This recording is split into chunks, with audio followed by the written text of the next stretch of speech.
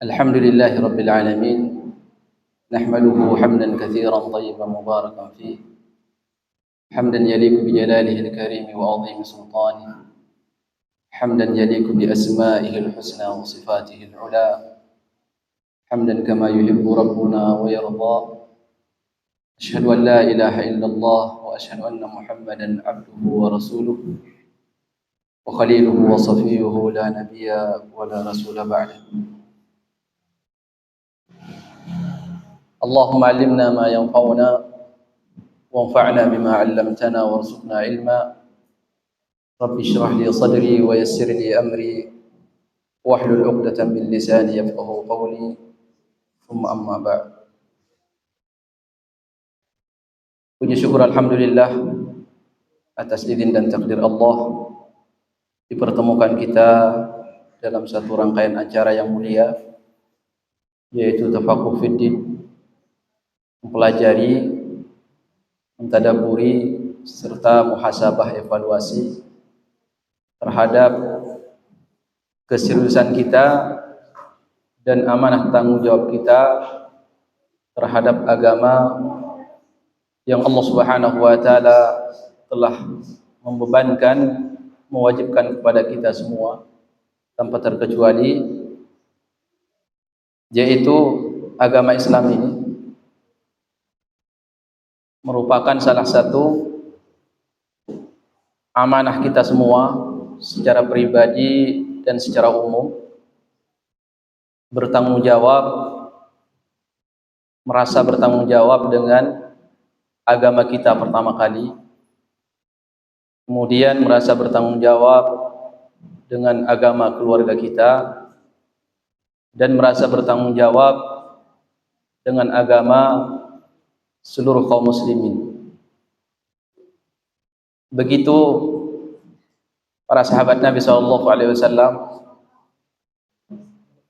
menyadarkan atau menyadari bahwa agama ini tanggung jawab mereka bersama, sehingga saat baginda Rasulullah SAW wafat, maka para sahabat radhiyallahu anhum mereka saat itu berpencar ke seluruh penjuru dunia, karena mereka merasa terpanggil, merasa bertanggung jawab bahwa agama ini adalah tanggung jawab mereka untuk menyampaikan kepada orang lain sesuai kemampuan mereka.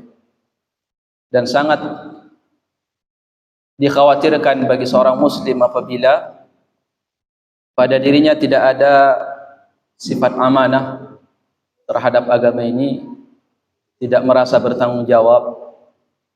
Karena sesungguhnya seseorang kalau sudah tidak merasa amanah dengan agama ini, merasa tidak bertanggung jawab, itu juga akan berimbas kepada dirinya.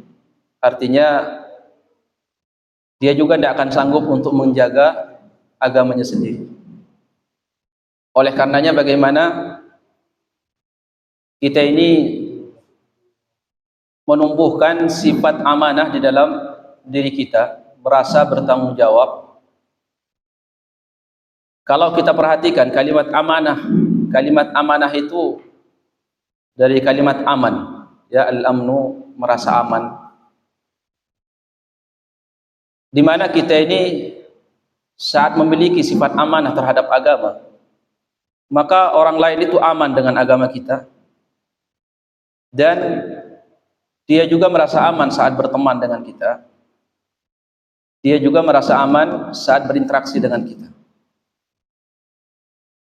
Karena orang yang beriman itu orang yang hakikatnya membawa rasa aman terhadap dirinya, juga membawa rasa aman terhadap orang lain dan kepada semua yang berinteraksi dengan dia. Itu orang beriman. Karena kalimat iman sama amanah itu asal satu kata dari hamzah sama mim sama nun, yang sifatnya semuanya aman. Dan Allah Subhanahu wa taala menyebutkan sifat aman ini dimiliki oleh orang beriman, dirasakan di dunia sampai hari kiamat kelak. Walladzina amanu wa lam yalbisu imanahum bidzulmin ulaika lahumul amnu wa hum muhtadun. Orang-orang yang beriman kepada Allah, kemudian dia tidak mengkotori imannya dengan kesyirikan, maka mereka itulah yang akan mendapatkan keamanan, ketenangan di dunia dan di akhirat. Jadi pesan yang ingin disampaikan di awal pertemuan kita saat ini, apakah kita merasa bertanggung jawab minimal dengan agama kita? Minimal dengan agama kita. Ada tidak perasaan, kalau bukan saya yang menjaga agama saya, siapa lagi yang harus saya andalkan? Nah, kalau seseorang sudah tidak bisa merasa bertanggung jawab dengan agamanya, berarti dia akan mengandalkan orang lain untuk menjaga agamanya. Secara hitung-hitungan dunia, jika kita aja tidak sanggup, tidak semangat menjaga agama kita, maka jangankan orang lain. Allah Subhanahu wa taala berfirman, "Balil insanu ala nafsihi basir." Manusia itu paling tahu tentang dirinya. Adapun saudara kita, teman kita, atau teman berinteraksi itu hanya tahu zahirnya kita saja. Mungkin dia menilai kita baik, tapi kita paling tahu kapan kita berbuat dosa, kapan hati kita gersang, kapan kita jauh dari Allah Subhanahu wa taala. Maka pada kesempatan kali ini semoga Allah Subhanahu wa taala memberikan taufik dan hidayah kepada kita semua, sehingga setiap kesempatan hidup yang Allah Subhanahu wa taala masih berikan kepada kita, Allah mudahkan kita untuk bisa memaksimalkan, bisa membuahkan setiap detik dan setiap saatnya itu amalan saleh. Pembahasan kita sebagaimana yang tadi sudah disampaikan, karena katanya yang hadir ini juga ibu-ibu dan bapak-bapak, alhamdulillah sudah pada hadir. Jadi temanya ini terkait persiapan ini ya. Ini panitianya sibuk. Memang panitia pengajian itu repot ya. Di mana-mana biasanya tidak fokus. Ya. Baik. Terkait dengan persiapan kita untuk menghadapi kematian. Ya, namanya kematian adalah sebuah proses yang akan kita alami semua. Bahkan kematian itu bukan akhir daripada perjalanan hidup kita.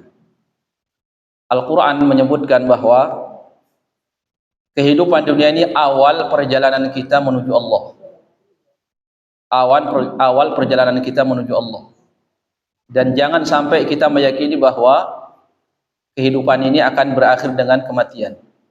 Kematian itu adalah fase atau sebuah marhalah yang akan kita lewati, dan itu masanya cuma singkat. Kematian itu simpelnya adalah definisinya berpisahnya ruh sama jasad. Kita ditakdirkan Allah Subhanahu wa taala sebagaimana hadis Nabi, umur kita ini berkisar antara 60 sampai 70 tahun. Jadi kehidupan yang sangat singkat, yang sangat pendek sekali. Kemudian nanti di dalam kubur kita juga hidup. Tapi kehidupan di dalam kubur hanya ada dua. Hidup penuh dengan kenikmatan, hidup penuh dengan siksaan. Kalau di dunia terkadang kita nyaman, terkadang nikmat, terkadang kita sakit, masih bisa bergonta-ganti. Ya. Tapi kalau di dalam kubur dan di padang mahsyar dan selanjutnya, itu hanya satu tipe kehidupan, yaitu kehidupan yang nikmat dan kehidupan yang penuh dengan azab.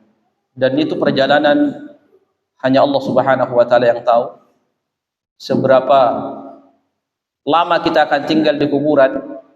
Sampai nanti Allah takdirkan terjadi hari kiamat, kita tidak tahu. Nabi kita Muhammad SAW dikasih jatah oleh Allah untuk mengambil bekal di dunia hanya 63 tahun. Kemudian sampai saat ini beliau hidup di dalam kubur sudah 1400 lebih. Belum nanti ditambah lagi dengan di padang mahsyar dan proses selanjutnya. Kematian itu hanya akan kita dapatkan atau kita lewati itu hanya berapa jam saja. Kalau Allah takdirkan misalkan ada salah satu kaum muslimin saudara kita saat dicabut nyawanya oleh Allah Subhanahu wa taala pada jam 10 misalkan. Kemudian dibawa ruhnya naik oleh Allah, oleh malaikat maut menuju Allah. Nah, saat itulah dia merasakan kematian. Jasadnya diurus, kemudian dimandikan, dikafani, disolatkan. Setelah itu diantar ke pekuburan, diletakkan di dalam kubur, para pengantar pulang, Allah kembalikan ruh. Jadi kalau di total antara semenjak dicabut nyawa dengan dikembalikan ruh di dalam kubur ketika para pengantar semua pulang, kalau proses itu membutuhkan 3 jam, maka kesimpulannya kematian itu hanya kita dapatkan cuma 3 jam saja. Kalau ternyata prosesnya membutuhkan 6 jam, berarti kematian itu akan kita rasakan cuma 6 jam saja. Kematian itu adalah proses yang sangat singkat dan pendek sekali. Nah, itu fase yang akan kita lewati semua karena sudah menjadi ketetapan Allah Subhanahu wa taala.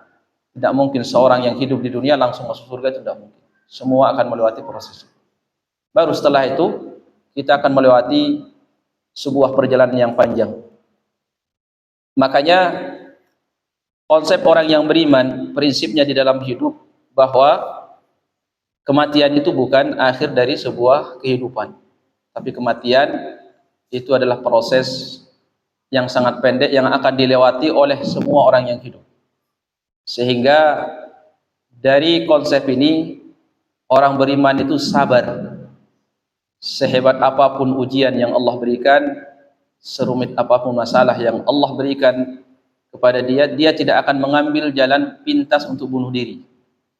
Kenapa? Karena dia tahu bahwa kematian itu bukan akhir atau bukan solusi menyelesaikan masalah. Tapi kalau orang kafir tidak, karena mereka sudah tidak paham hakikat hidup di dunia. Mereka meyakini hakikat yang hakiki ya di dunia. Kalau kita mati tidak ada lagi kehidupan. Maka Allah abadikan di dalam Al-Quran ketika mereka dihadapkan ke depan neraka untuk diadab, mereka mengatakan ya laitaha kanatil qadhiyah. Duhai, kenapa bukan kematian yang mengakhiri perjalanan hidup kita? Saat itu mereka baru yakin bahwa ada kehidupan setelah kematian.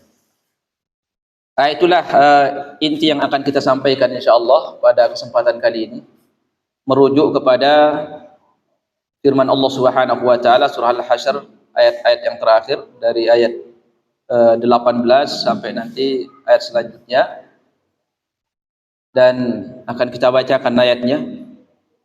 Allah Subhanahu wa taala berfirman, ya ayyuhalladzina amanu taqullaha wal tanzur nafsun ma qaddamat lighad wattaqullaha innallaha khabirun bima ta'malun wa la takunu kalladzina nasullaha fa ansahum anfusahum ulaika humul fasiqun la yastawi ashabul nari wa ashabul jannati humul faizun law anzalna hadzal qur'an ala jabalin lara'aitahu khashi'an mutasaddian min khasyatillah wa tilkal amthalu nadribuha lin-nasi la'allahum yatafakkarun. Allah Subhanahu wa taala di dalam ayat ini mengatakan, wahai orang-orang yang beriman. Ini hanya orang beriman yang dipanggil. Jadi yang merasa dirinya beriman tentu akan terpanggil. Ittaqullah, bertakwalah kalian kepada Allah. Kalimat takwa simpelnya itu adalah jangan sampai kita melakukan perbuatan dosa dengan salah satu dari 2 cara, yaitu dengan meninggalkan perintah atau terjatuh ke dalam perbuatan maksiat. Dan ketakwaan ini Allah Subhanahu wa taala sering pesankan kepada kita itu dalam bab apapun. Sampai ketika seorang dalam bab saat melaksanakan ibadah haji, Allah perintahkan supaya bertakwa di akhirnya. Saat seseorang bermuamalah suruh bertakwa, saat mengurus rumah tangga suruh bertakwa. Maknanya apa? Karena di situ ada celah untuk berbuat dosa. Jadi di saat di mana ada celah seseorang hamba bisa berbuat dosa, Allah pesankan untuk bertakwa kepada Allah Subhanahu wa taala. Seorang suami suruh bertakwa atas istrinya karena ada celah untuk dia terjatuh dalam perbuatan zalim, Begitu juga seorang istri terhadap suaminya ada celah untuk terjatuh ke dalam perbuatan yang zalim, sehingga Allah pesankan semua sama-sama bertakwa kepada Allah Subhanahu wa taala. Kemudian kata Allah, wal tanzur nafsun ma qaddamat lighad. Dan hendaklah setiap jiwa, tuh kalimatnya nafsun itu jiwa, ya. Dan hendaklah setiap jiwa kata Allah itu melihat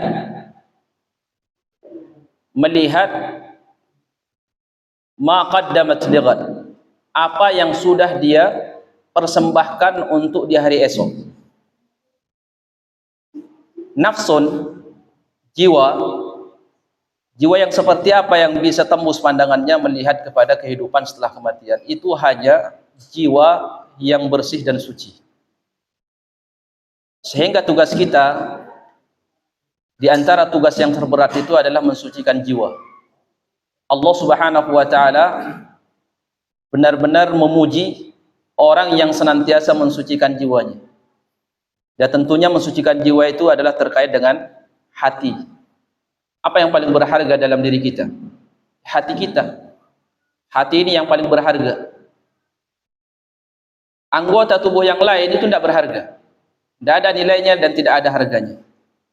Semuanya nilainya akan dikembalikan kepada seberapa besar harga hati dia di hadapan Allah Subhanahu wa taala, atau seberapa besar nilai hati dia di hadapan Allah, maka sebesar itulah nilai seluruh anggota tubuhnya di sisi Allah Subhanahu wa taala. Selama hatinya itu murah dan tidak punya nilai, maka seluruh anggota tubuhnya pun tidak ada nilai di hadapan Allah. Dan perkara ini sangat difahami oleh syaitan. Syaitan itu memahami bahwa yang paling berharga dan paling mahal pada seorang muslim itu adalah hatinya. Maka yang dia curi pada diri kita itu bukan telinga kita, bukan tangan kita, bukan kaki kita, bahkan bukan rumah kita, bahkan bukan harta kita. Kenapa? Karena dianggap itu tidak ada nilainya. Rumah, mobil, semua harta tidak ada nilainya. Makanya tidak ada orang yang bangun tidur kehilangan rumah, tidak ada. Ya kecuali mungkin kalau kehilangan berarti bukan setan yang mengambil, itu setan manusia, ya. Tapi kalau setan mau mencuri, tidak ada yang punya harta di dunia ini. Bangun tidur habis. Kalau dia mau, itu kalau setan mau. Tapi setan melihat itu tidak ada nilainya bagi dia, karena memang tidak ada nilainya. Yang ingin dia curi itu adalah hati kita. Hati kita inilah terus dipantau sama dia. Nah, seberapa peka kita dengan pengaruh setan menghampiri hidup kita, hati kita itu, kata ulama itu membayangkan seperti ini. Hati manusia itu dia ibarat sebuah rumah, ya. Kemudian kemasukan seorang pencuri saat tuan rumahnya lagi keluar. Kemasukan pencuri, begitu pencuri lagi di dalam rumah bereaksi, tuan rumah datang. Pencuri tentunya akan sembunyi ke tempat yang tidak kelihatan oleh yang pemilik rumah di dalam rumah. Dia akan sembunyi. Dia akan mantau ini. Ya, pencuri ini akan mantau apakah si pemilik rumah tahu kalau ada pencuri di dalam rumahnya. Kalau ternyata dia tahu, si pencuri ini mengetahui si pemilik rumah tidak sadar kalau ada pencuri di dalam rumahnya, dia akan reaksi. Pencuri itu akan reaksi apa yang ingin dia curi di dalam rumah itu. Tapi kalau dia, si pencuri ini yakin si pemilik rumah ini tahu ada pencuri yang sembunyi di dalam rumahnya, maka pencuri itu akan diam dan dia akan selalu sembunyi dan dia tidak akan bereaksi. Kapan dia bereaksi? Dia nunggu kapan si pemilik rumah itu lalai. Setan itu, kata ulama rahimahullah, dia senantiasa ada di samping hati kita. Dia akan pantau gitu. Dia pantau 24 jam. Kapan seorang itu lalai, dia reaksi. Nah, kalau seseorang yang pemilik hati itu sadar, peka dengan bisikan setan, maka saat itu setan itu tidak berani bereaksi. Bahkan kalau dia terus beramal soleh, setan itu akan mengecil sampai sekecil lalat, sehingga saat dia mengecil karena kekuatan amalan soleh kita, maka dia tidak akan sanggup untuk menguasai hati kita. Nah, kalau kita lalai, dia akan reaksi. Nah, saat dia reaksi, dia bisa menguasai hati kita. Saat hati kita yang dikuasai, saat itulah kita tidak sanggup untuk beramal soleh. Kita harus butuh memohon kepada Allah pintu taubat, pintu maghfirah, agar dikasih hidayah oleh Allah, dikasih kemampuan. Karena hati kita sudah tidak sanggup. Hati kita ini ibarat apa? Ibarat kekuatan kita sudah dikendalikan oleh orang kedua. Nah, kita cuman tempatnya ada di jasad kita. Maka ulama itu benar mengatakan seperti ini. Kamu kalau sudah tidak merasakan nikmatnya ibadah, maka carilah hatimu pada 3 tempat. 1, cari hatimu saat kamu baca Quran. Saat kamu tidak bisa, cari pada qiyamul lail. Saat kamu tidak menemukan hatimu pada qiyamul lail, maka carilah dia pada al-khalwat. Kamu bermunajat, menyepi bersama Allah Subhanahu wa taala, merenungi kemahabesaran Allah, merenungi kelemahan dan kedhaifan kita, kemudian merenungi seluruh dosa yang telah pernah kita lakukan. Kalau ternyata di 3 tempat yang terakhir ini kita juga tidak dapat, maka pesan ulama kita, memintalah kepada Allah hati yang baru. Karena sungguhnya kita saat itu tidak punya hati. Hati kita ini sudah dikendalikan sama orang kedua, yaitu alias setan tadi. Maka Allah Subhanahu wa taala di dalam ayat ini berpesan, wal tanzur nafsun. Hendaklah setiap jiwa melihat. Setiap jiwa melihat. Ma qaddamat. Apa yang sudah dia persembahkan. Kalimat qaddamat itu kalau kita sederhanakan maknanya, itu seakan-akan gini, seakan-akan kita ini nyuruh orang duluan nunggu kita dia di sana. Itu maknanya. Kalimat qaddama itu maknanya itu seakan-akan kita ini mau berangkat, mau ketemuan bareng di sebuah tempat misalkan, satu rombongan. Kemudian karena kita ada sebuah kebutuhan masih yang ditunggu, kita suruh teman-teman kita ini duluan ke sana, nunggu di sana. Nunggu siapa? Nunggu kita. Nunggu kita dia. Jadi pesan ayat ini secara lafaz yang Allah gunakan, itu maknanya setiap muslim, setiap jiwa yang, sekali lagi hanya jiwa yang bersih yang bisa menatap kehidupan setelah hari kematian dengan maksimal. Ya, jiwa yang bersih. Hendaklah setiap jiwa yang sudah bersih itu sudah ibarat dia sudah memberikan duluan amalannya. Suruh nunggu dia setelah dia wafat, menyambut dia di kuburan, menyambut dia nanti di padang mahsyar, menyambut dia nanti di sirat, di mizan, dan di hisab, dan di surga. Ibaratnya seperti kita ini sudah transfer duluan pahala kita untuk menunggu kita. Kita berpikir ke sana bahwa ada yang nunggu, pastikan bahwa ketika kita wafat sudah ada yang nyambut kita, yaitu pahala kita. Semua amalan soleh yang Allah syariatkan dan disyariatkan oleh baginda Rasulullah, itu kita pastikan saat dicabut nyawa kita oleh Allah, Allah Subhanahu wa taala sudah mempersiapkan amalan soleh kita menyambut kita. Qaddamat lighat. Lighat untuk hari esok. Kalimat ghadan itu maknanya besok. Ahli tafsir itu saat membaca ayat ini, mereka semua menyimpulkan seperti ini. Kalimat yang sama, mereka mengatakan Allah Subhanahu wa taala mengabarkan kepada jiwa yang bersih bahwa kehidupan dunia dibanding akhirat itu ibarat 2 hari. Ibarat 2 hari. Sekarang ini sama hari esok. Ya. Allah ingin menggambarkan, memberikan kesadaran bahwa betapa singkatnya kita hidup di dunia ini. Hanya hari ini sama hari esok. Padahal kiamat kita tidak tahu kapan terjadi, kapan kita wafat, tidak tahu. Tapi Allah menggambarkan kepada kita agar kematian itu jangan dianggap itu masih lama, tapi senantiasalah dianggap seakan-akan esok sudah menjemput kita. Bahkan Allah berpesan di dalam Al-Quran banyak sekali, diantaranya wasari'u, bersegeralah kalian, kata Allah, ila maghfiratin min rabbikum, bersegeralah kalian minta ampunan Allah. Di dalam ayat yang lain Allah Subhanahu wa taala menyebutkan fafirru ilallah, lari kalian, kata Allah, jangan berlambat-lambat.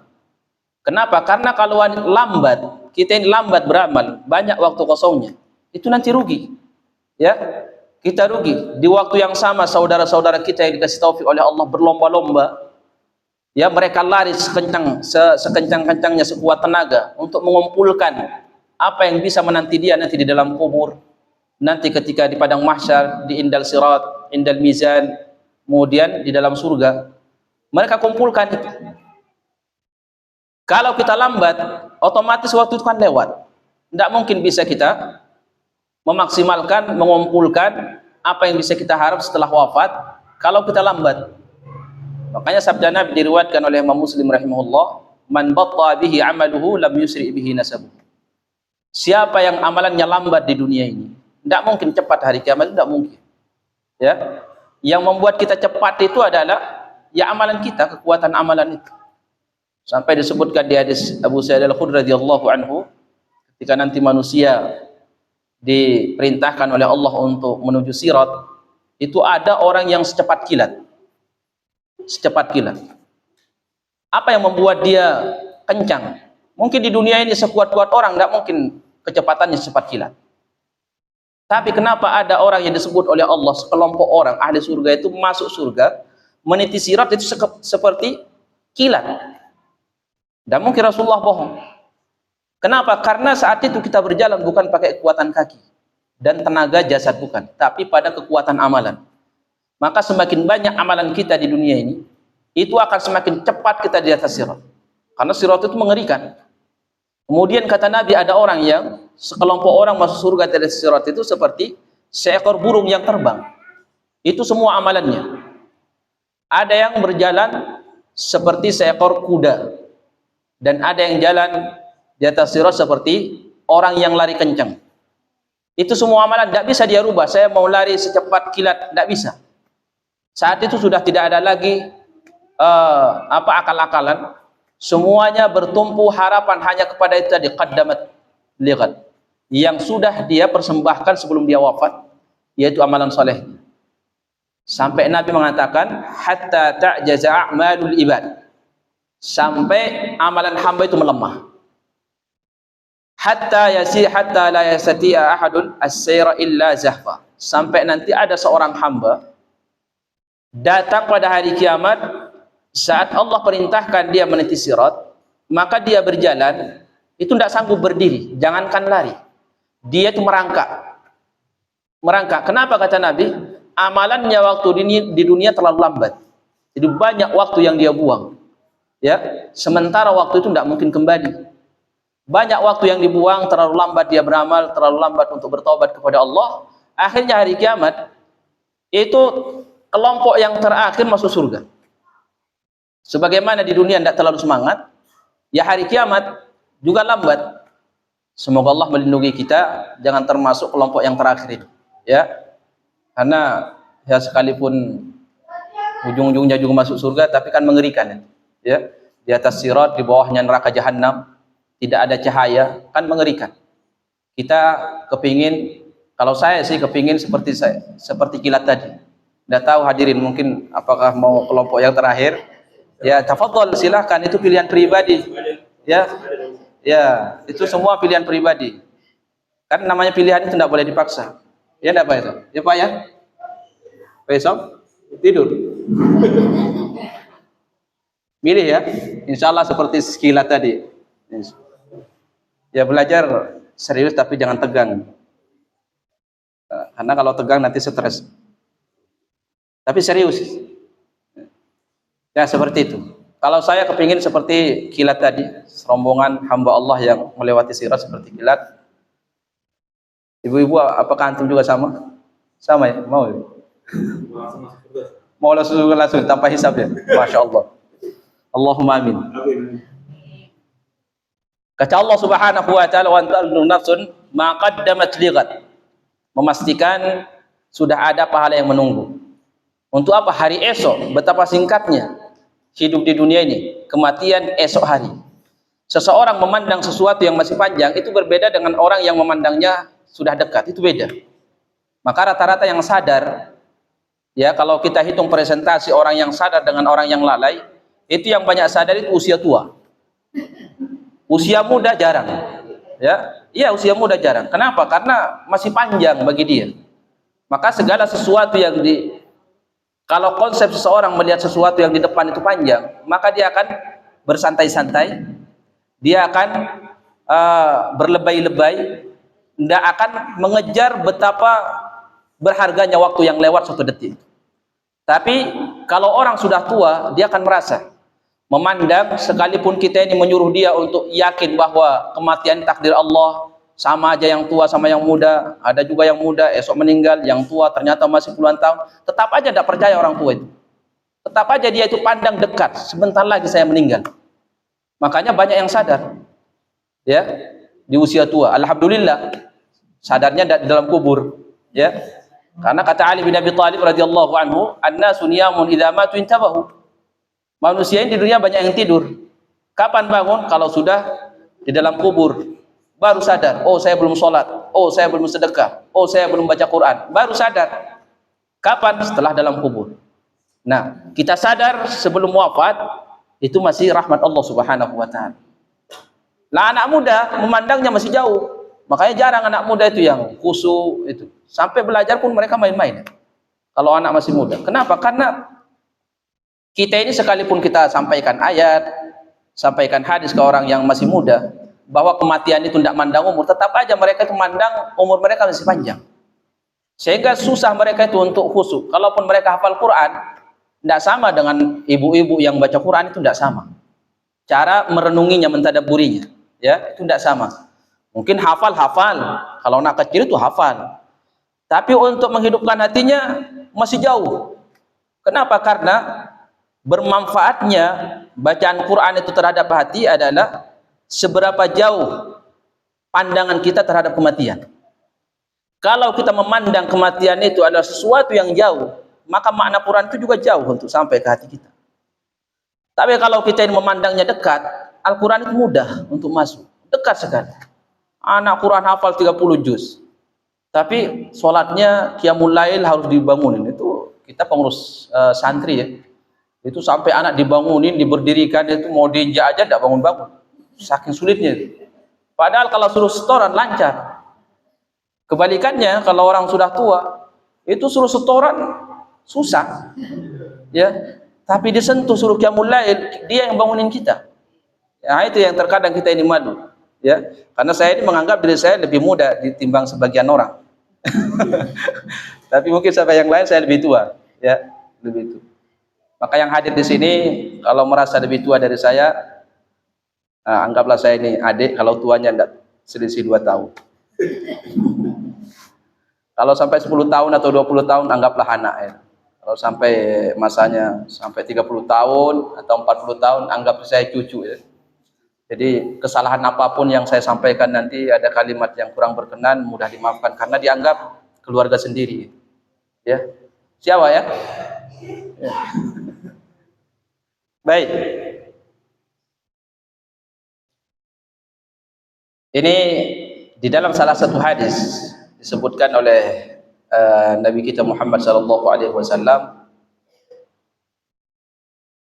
bahwa suatu hari Ibnu Umar itu berjalan dipegang pundaknya oleh Rasulullah. Rasulullah mengatakan, "Kun fid dunya ka'annaka ghariban aw abiru sabil." Jadilah kamu wahai Ibnu Umar di dunia seperti orang yang asing atau orang yang numpang lewat. Ini pesan ya, asbabul urutnya memang pesan sama Ibnu Umar. Tapi ini kan pesan untuk kita juga. Pesan untuk kita. Saat itu memang bertepatan yang dipegang pundaknya oleh Nabi Ibnu Umar. Nah, seharusnya saat kita baca hadis itu atau dengar hadis itu, bayangkanlah kita yang dipegang pundaknya oleh Nabi sallallahu alaihi wasallam. Karena beda cara merespon pesan yang disampaikan oleh Nabi saat kita membayangkan diri kita ini bahwa kita yang dipegang oleh Nabi itu beda. Sama kita membayangkan yang dipegang itu Ibnu Umar. Nanti pesan yang datang setelahnya itu nanti kesannya itu hanya dipesankan kepada Ibnu Umar. Tapi kalau kita membayangkan diri kita yang dipegang oleh Nabi, itu seakan-akan hadir di dalam hati kita yang dipesankan. Makna pesan itu masuk ke dalam hati kita. Karena seakan-akan kita membayangkan dipegang oleh Nabi SAW. Apa kata Nabi? Jadilah kamu di dunia seperti orang asing atau orang yang numpang lewat. Memang kita di dunia kan safar. Kampung halaman kita di mana? Hah? Di surga. Kampung halaman kita itu di surga semua. Nabi Adam itu dikeluarkan oleh Allah dari surga, dan itu bapak kita, Nabi Adam. Kecuali kita tidak mengakui Nabi Adam bapak kita, mungkin ada yang keturunan apa itu, yang katanya manusia purba, yang tidak ada ini kan. Itu kan pelajaran kita waktu dia SD, pernah kenal manusia purba itu asalnya di mana? Asalnya dari batu keluar, tidak tahu dari siapa yang bapaknya. Kalau saya yakinnya saya keturunan Adam alaihissalam, ya. Dan saya yakin juga yang hadir semua meyakini yang sama, keturunan Nabi Adam. Nah, kita pastikan Adam itu dikisahkan oleh Allah dalam Al-Quran dari surga dikeluarkan, berada dalam kenikmatan. Kemudian Allah sudah menakdirkan Adam beserta keturunannya untuk singgah lewat di dunia ini, ya, singgah lewat di dunia ini. Adam musafir, dia ke sini, kita juga musafir, ya. Kapan kita pulang kampung halaman kita? Kalau sudah selesai kebutuhan kita. Kita ini ibarat merantau lah, Bu. Tapi banyak orang merantau tidak pulang masalahnya. Lupa kamu halaman, Ustaz. Iya kan? Sini aja ada orang Padang kayaknya di sini. Mana kenal? Sampai tidak tahu alamat rumahnya, tidak tahu di mana alamat rumahnya. Subhanallah. Itu banyak. Mungkin pulang sekali, ujung-ujung lama-lama kelamaan udah tidak pulang, tidak tahu dah Padang. Ini dianggap kampung halaman. Nah, ini yang repot ini. Menganggap dunia ini kampung halaman. Nah, repot. Kalau kita sudah anggap ini kampung halaman, berat hati saat sakaratul maut itu berat. Seperti kita mau dipisahkan dari kampung halaman. Ya, berat. Tapi kalau kita anggap ini sesuatu yang tempat safar, hanya mengambil kebutuhan, maka suatu saat kita akan pulang ke kampung halaman kita. Adam alaihissalam sudah balik ke kampung halaman. Para nabi sudah balik ke kampung halaman, orang-orang soleh sebelum kita sudah balik ke kampung halamannya. Mereka ini tidak nyasar, bisa balik ke kampung halaman. Nah, itu yang kita harapkan. Kita ini masih dalam perjalanan safar, semoga bisa balik ke kampung halaman kita dari awal, yaitu surga. Kampung halaman kita ini jauh lebih indah dan jauh lebih menarik. Siapa di antara kita yang tidak kangen kampung halamannya, sekalipun kampung halaman kita ini kampung, sekalipun tidak ada listriknya seperti kampung saya tertarik mau pulang. Seberapa lama saya merantau, ada keinginan jiwa untuk balik, melihat kampung halaman, sekalipun secara ekonomi di sana tidak senikmat mungkin kita dan tidak semudah di kota. Tapi ada daya tarik. Pertanyaannya, kata ulama rahimahullah, kenapa setiap orang itu rindu ingin pulang kampung halamannya, kenapa? Siapa yang bisa menjawab? Nanti dikasih hadiah sama Bu Meti. Ayo, siapa? Kenapa kita setiap orang punya naluri, ya, atau tabiat tertarik untuk pulang kampung halaman? Apalagi hari-hari Ramadan, ya, hari Lebaran. Kenapa? Ya? Tempat kita dilahirkan. Tempat dilahirkan. Apa yang menarik di tempat kelahiran? Adanya keluarga. Tidak ada keluarga juga tetap menarik. Kenapa?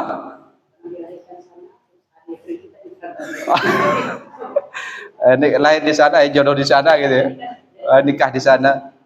Jadi mungkin masa-masa pengantin itu ini ya, bikin kita ingin tertarik pulang ya, bernostalgia. Tidak, kata ulama itu karena di sana kita dapatkan kemerdekaan. Kemerdekaan itu kan kebebasan ya. Bebas, tidak ada yang mengatur kita. Manusia itu paling senang tidak diatur. Ya. Manusia itu paling senang bebas, hidup bebas. Itu manusia. Kalau seseorang hidup di satu tempat dia merdeka, itu tempat yang paling nyaman bagi dia. Kita hidup di sini dengan hidup di kampung halaman kita rasanya beda. Kita mendapatkan kebebasan di sana, bebas sebebas-bebasnya. Kenapa? Karena itu merasa kampung halaman kita. Saya kalau di sini kita tidak bebas. Apalagi yang hidup di kota, ya, yang pemasukan pas-pasan itu pening kalau tidak kerja. Kalau tidak kerja, orang yang hitungan harian pening kepalanya, penat. Pengen pulang kampung dulu, rehat. Di sana tidak ada pemasukan tapi tenang, nyaman. Kenapa? Karena merdeka hidupnya. Orang di kampung halaman merdeka. Pertanyaannya, siapa yang paling merdeka hidupnya? Ahli surga. Ahli surga itu paling merdeka. Kalau kita berbicara orang yang merdeka, ahli surga. Ahli surga itu tidak ada lagi perintah, tidak ada larangan. Ibadah mereka hanya tasbih kepada Allah Subhanahu wa taala. Hanya bertasbih setiap saat, menikmati kenikmatan, bebas, sebebas-bebasnya, merdeka. Tidak ada lagi yang ngatur. Itu mereka ahli surga. Makanya kata ulama rahimahullah taala, kenyamanan, kenapa orang kepingin balik kampung halamannya? Karena di kampung halaman dia merdeka, bebas dia berbuat semau dia, tidak ada yang dilarang, tidak yang melarang dia. Kalau di kota, tidak boleh sembarangan. Di tempat perantauan, kampung halaman orang, ya, ini bukan kampung halaman kita di dunia ini. Karena di dunia ini bukan kampung halaman kita, maka tidak boleh kita semau kita. Mau makan daging jangan sembarangan, karena ada yang ngatur. Daging babi tidak boleh dimakan, ya ditahan. Fa amma man khafa maqama rabbih wa nahan nafsa 'anil hawa. Orang yang takut sama Allah, dia mampu menahan hawa nafsunya. Kemudian saat muamalah, ada muamalah yang dilarang, jangan sembarangan, jangan semau kamu. Ya. Kemudian sampai saat kita tidur, tidak boleh sembarangan. Kenapa? Karena ada waktu-waktu sholat, diatur semua oleh Allah. Kenapa kita harus diatur di dunia ini? Karena dunia ini bukan kampung halaman kita sebenarnya. Ya, sebagaimana kita ada di perantauan. Nah, kalau kita di perantauan, kalau kita di perantauan ini, apakah semua yang kita lihat di perantauan itu kita ambil? Tidak mungkin. Ya, lihat mobil kita ambil, lihat rumah kita ambil, lihat ini kita ambil. Akhirnya milik kita semua. Gimana kita balik kampung halaman? Bisa ke bawah enggak itu? Tidak mungkin bisa ke bawah. Akhirnya karena sudah kebanyakan dia ambil di dunia, tidak sanggup untuk bawa pulang. Akhirnya dia ridho untuk tetap di dunia. Akhirnya lupa kampung halamannya. Orang yang safari itu hanya mengambil kebutuhan. Apa yang dibutuhkan di kampung halaman? Kita ini perantau kan semua. Saya misalkan merantau ke Sudan, ya, yang saya ambil di sana ya, yang saya butuhkan di kampung halaman saya, ilmu. Tak mungkin saya bawa makanan semua di sana saya masukin ke karung kan? Apalagi makanan di kampung halaman saya lebih lezat. Tak mungkin saya bawa semua. Saya itu ambil di perantauan itu sesuatu yang saya butuhkan tidak ada di kampung halaman saya. Itu saya bawa. Kita kalau merantau, ambil barang, cari barang yang sekiranya barang itu tidak kita dapatkan di kampung halaman kita. Ya. Kalau kita mengambil barang sementara barang di kampung halaman kita lebih mewah, lebih bernilai, lebih berkualitas, kan itu orang gila. Jauh-jauh ke Sudan, ngambil gorengan, ngambil makanan, sementara di tempat kita sendiri di Indonesia jauh lebih nikmat makanannya. Ngapain saya bawa makanan tidak lezat dari Sudan jauh-jauh? Kan capek saya. Sama di dunia juga seperti itu. Di dunia ini, kita ini hanya numpang, musafir. Ya, hanya musafir. Apa yang kita butuhkan di dunia ini, ingat, dilihat. Ini saya butuhkan enggak ini? Kalau tidak dibutuhkan di kampung halamannya di dalam surga, jangan diambil. Ada yang butuh ranjang, ada ahli surga yang butuh ranjang di dunia? Tidak ada. Ranjang di sana jauh lebih mewah. Jangan bawa ranjang dari sini ke sana. Jangan bawa ranjang. Nanti kalau sudah sampai di padang mahsyar, nanti sudah dimakan rayap. Tidak bisa ditempati lagi. Ya, kalau bawa istri Ustaz gimana? Istri saya jauh lebih cantik, ya, makanya kalau punya cukup satu aja lah, tidak usah banyak-banyak. Nanti susah bawanya ke surga. Ya, satu ke bawah, duanya lepas. Lah lebih baik satu kita pegang erat-erat bisa masuk surga. Kalau merasa kekuatan kita ini tidak kuat megang 4, ketimbang nanti berjatuhan di neraka, lebih baik serahkan ke orang biar orang lain yang bawa. Yang kuat-kuat itu. Ya, kita merasa lemah ini satu aja dibawa. Satu dibawa, pegang yang kuat, di atas sirat tidak jatuh ke neraka. Karena kita masih kuat. Jangan ngambil beban di luar kemampuan. Ya, nanti kita terbebani sendiri. Ujung-ujungnya seharusnya kita mampu untuk bawa istri satu masuk surga berdua. Karena kita terlalu banyak emosi, ya, hawa nafsunya besar. Wah, saya masih sanggup, mampu. Akhirnya ujung-ujungnya apa? Terjun ke neraka semua sama suaminya. Keberatan istrinya, masalahnya 4 di bawah. Sementara tenaganya tidak sanggup, hanya emosi di dunia. Akhirnya apa? Jatuh, suaminya jatuh, istrinya jatuh, anaknya jatuh, semuanya jatuh satu RT. Kan repot. Lah mendingan ketimbang kita mau jatuh semua, mendingan saya selamat sendirian. Kan gitu prinsipnya. Ulama mengatakan kalau Allah takdirkan di tempat itu hanya 1 orang, hanya 10 orang yang masuk surga, usahakan kamu yang ke-10 itu minimal sudah. Kalau ternyata 5 orang, usahakan kamu yang ke-5. Kalau ternyata Allah takdirkan cuma 1 orang, usahakan kamu orangnya. Jangan serahkan ke orang lain. Nah, kita ini musafir kata Allah. Perjalanan menuju lighat ini, besok ini. Ya, besok yang hakiki itu adalah kematian itu. Kita di sini safar, merantau sekali lagi, ambil di dunia ini yang tidak nanti kita dapatkan di dalam kampung halaman kita, di dalam surga. Pertanyaannya sekarang, apa yang tidak bisa kita dapatkan di dalam surga yang ada di dunia? Hah? Rumah sana jauh lebih mewah. Hah? Pahala, amal soleh. Sana tidak ada lagi amal. Ya, al-yawma amalun wala hisab wa ghadan hisabun wala amal. Kata Umar, sekarang ini tempatnya saat mengumpulkan amalan. Hari kiamat, besok tempatnya hisab, bukan tempat beramal. Maka kesimpulannya, saat orang safar, itu yang dia butuhkan apa yang tidak ada di kampung halamannya. Nah, cuman kita ini kebanyakan seperti tadi, lupa kampung halaman. Karena sudah lupa, tidak tahu apa yang ada di kampung halamannya. Kalau kita ini tahu, kan menarik itu kampung halaman kita. Tapi kalau sudah lupa, tidak akan menarik. Makanya banyak orang tidak pulang kampung halaman. Sudah tidak tahu kampung halamannya. Kita diturunkan oleh Allah Al-Quran. Di situ Allah ceritakan, ini wahai hambaku, kampung halaman kamu sama nenek moyang kamu sama bapak kamu Adam. Kampung halamannya ini, sungainya indah kan, dipan-dipannya, rumahnya indah kan, buah-buahannya indah kan. Kita kan tidak senang di perantauan kalau kita melihat kampung halaman kita jauh lebih menarik daripada kampung perantauan kita. Maka segala sesuatu yang ada di kampung halaman kita itu jangan diambil supaya tidak memberatkan kita. Nah, pertanyaannya sekarang, karena ini kan bukan anak-anak ya, di barat lain kuliah ya, kuliah ngambil profesor, gelar profesor. Nah, perlu ditanya, memang profesor, kalau tingkat profesor itu paling santai ini belajar. Dia sambil terkadang dosennya yang tidur, terkadang muridnya yang tidur. Itu tidak ada masalah. Tapi kalau anak TPA itu tidak boleh tidur. Gurunya tidak boleh tidur, muridnya tidak boleh tidur. Ya, kalau sudah tingkat-tingkat ini memang ya sama-sama ini, ya santai gitu belajarnya.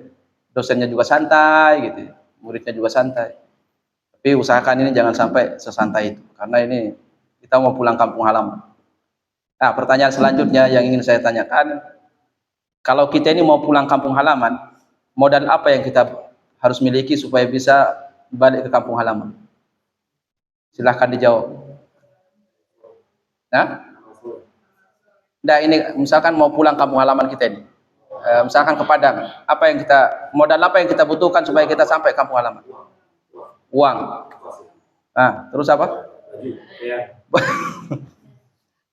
Bisa untuk pulang kampung halaman tanpa pakaian. Bisa kan? Bisa, cuma tutup mata aja. Bisa. Apa itu? 1 bekal, 2 tahu rute jalan. Masih tahu alamatnya itu, Pak? Kampung halaman. Kalau tidak tahu kampung halaman kita, sekalipun punya bekal uang besar, ya tebal, tetap aja tidak bisa muter-muter. Tidak ketemu kampung halamannya. Ya. Kalau dia tahu petanya tapi tidak ada apa? Tidak ada bekal. Tidak juga sampai kampung halaman. Ya, berapa banyak orang menahan diri, tidak ada ongkos pulang. Tahu dia kampung halamannya. Sama di dunia juga seperti itu. Yang kita butuhkan ini 2. 1 alamat menuju surga, sama modal, bekal. Apa bekalnya? Pertanyaan, apa dulu alamatnya? Ya, karena ada, jangan sampai kita nyasar ini, dikirain alamat rumah kita, taunya alamat rumah orang. Ini kata Allah hanya ada dua, alamat ke neraka sama alamat ke surga. Cuma dua. Apa itu alamatnya? Kata ulama rahimahullah, alamat kita masuk bisa balik ke kampung halaman kita, itu adalah kita harus kenal apa yang Allah perintahkan. Itu alamat. Kita harus tahu apa yang dilarang oleh Allah Subhanahu wa taala. Nah, itu alamat. Ya, alamat ke surga. Kalau kita tidak tahu, nanti nyasar ke alamat orang lain, yaitu alias neraka. Karena hanya ada dua alamat. Kemudian bekal itu apa? Bekal itu setelah kita tahu alamatnya, kita ambil bekal, yaitu kita kerjakan itu perintah, kita tinggalkan larangan Allah. Karena banyak sekarang ini orang yang tahu kampung halamannya, alamatnya dia tahu, tapi dia tidak punya bekal, sehingga tidak bisa balik kampung halaman. Apa itu maknanya? Banyak orang yang tahu ini diperintahkan oleh Allah, tapi dia tidak beramal, tidak diamalkan. Dia tahu ini dilarang oleh Allah, tapi dia tidak mau meninggalkan. Sehingga dia cuma tahu alamat ke surga, tapi dia tidak tahu apa itu, dia tidak punya bekal, karena dia tidak punya pahala. Nah, dua modal itu yang harus kita pegang, tahu alamat kampung halaman kita dan kita punya bekal. Pelajari apa yang Allah perintahkan di Quran, di hadis. Pelajari apa yang dilarang oleh Allah di Quran, di hadis, ditinggalkan, diperintahkan, diamalkan. Kalau dilarang oleh Allah, ditinggalkan sekuat tenaga. Sekuat tenaga. Ibnu Rajab Al-Hambali mengatakan, kewajiban kita di dunia ini hanya mempelajari apa yang Allah perintahkan dan apa yang dilarang oleh Allah. Itu saja. Apa yang diperintahkan oleh Allah, kerjakan sekuat tenaga. Kemudian kalau ada yang dilarang oleh Allah, jauhi sejauh-jauhnya. Dengan dua modal itu yang kita kejar di dunia, itu modalnya. Jangan mempelajari ilmu yang tidak bermanfaat. Di dunia ini banyak ilmu. Ya, banyak ilmu. Tapi tidak diperintahkan oleh Allah. Kenapa? Karena tidak kita butuhkan saat kita pulang kampung. Bahkan dalam Al-Quran Allah menyebutkan, wa yata'allamuna ma yadhurruhum wa la yanfa'uhum. Mereka itu mempelajari ilmu yang akan membahayakan mereka. Kata Allah, wa laqad alimu laman ishtarahu ma lahu fil akhirati min khalaq. Mereka itu tahu betul ilmu yang mereka pelajari itu sama sekali akan membawa kerugian pada hari kiamat. Tahu, banyak orang itu tahu ilmu yang dia pelajari itu tidak ada manfaatnya. Kenapa? Karena tidak ada sumbernya wahyu sama hadis Nabi. Tahu dia, bahkan dia tahu itu membahayakan. Tapi karena tidak dikasih taufik oleh Allah, dia habiskan waktunya untuk mempelajari ilmu tersebut. Ilmu itu dia kuras tenaganya. Tiba saatnya perintah dan larangan Allah, dia tidak tahu.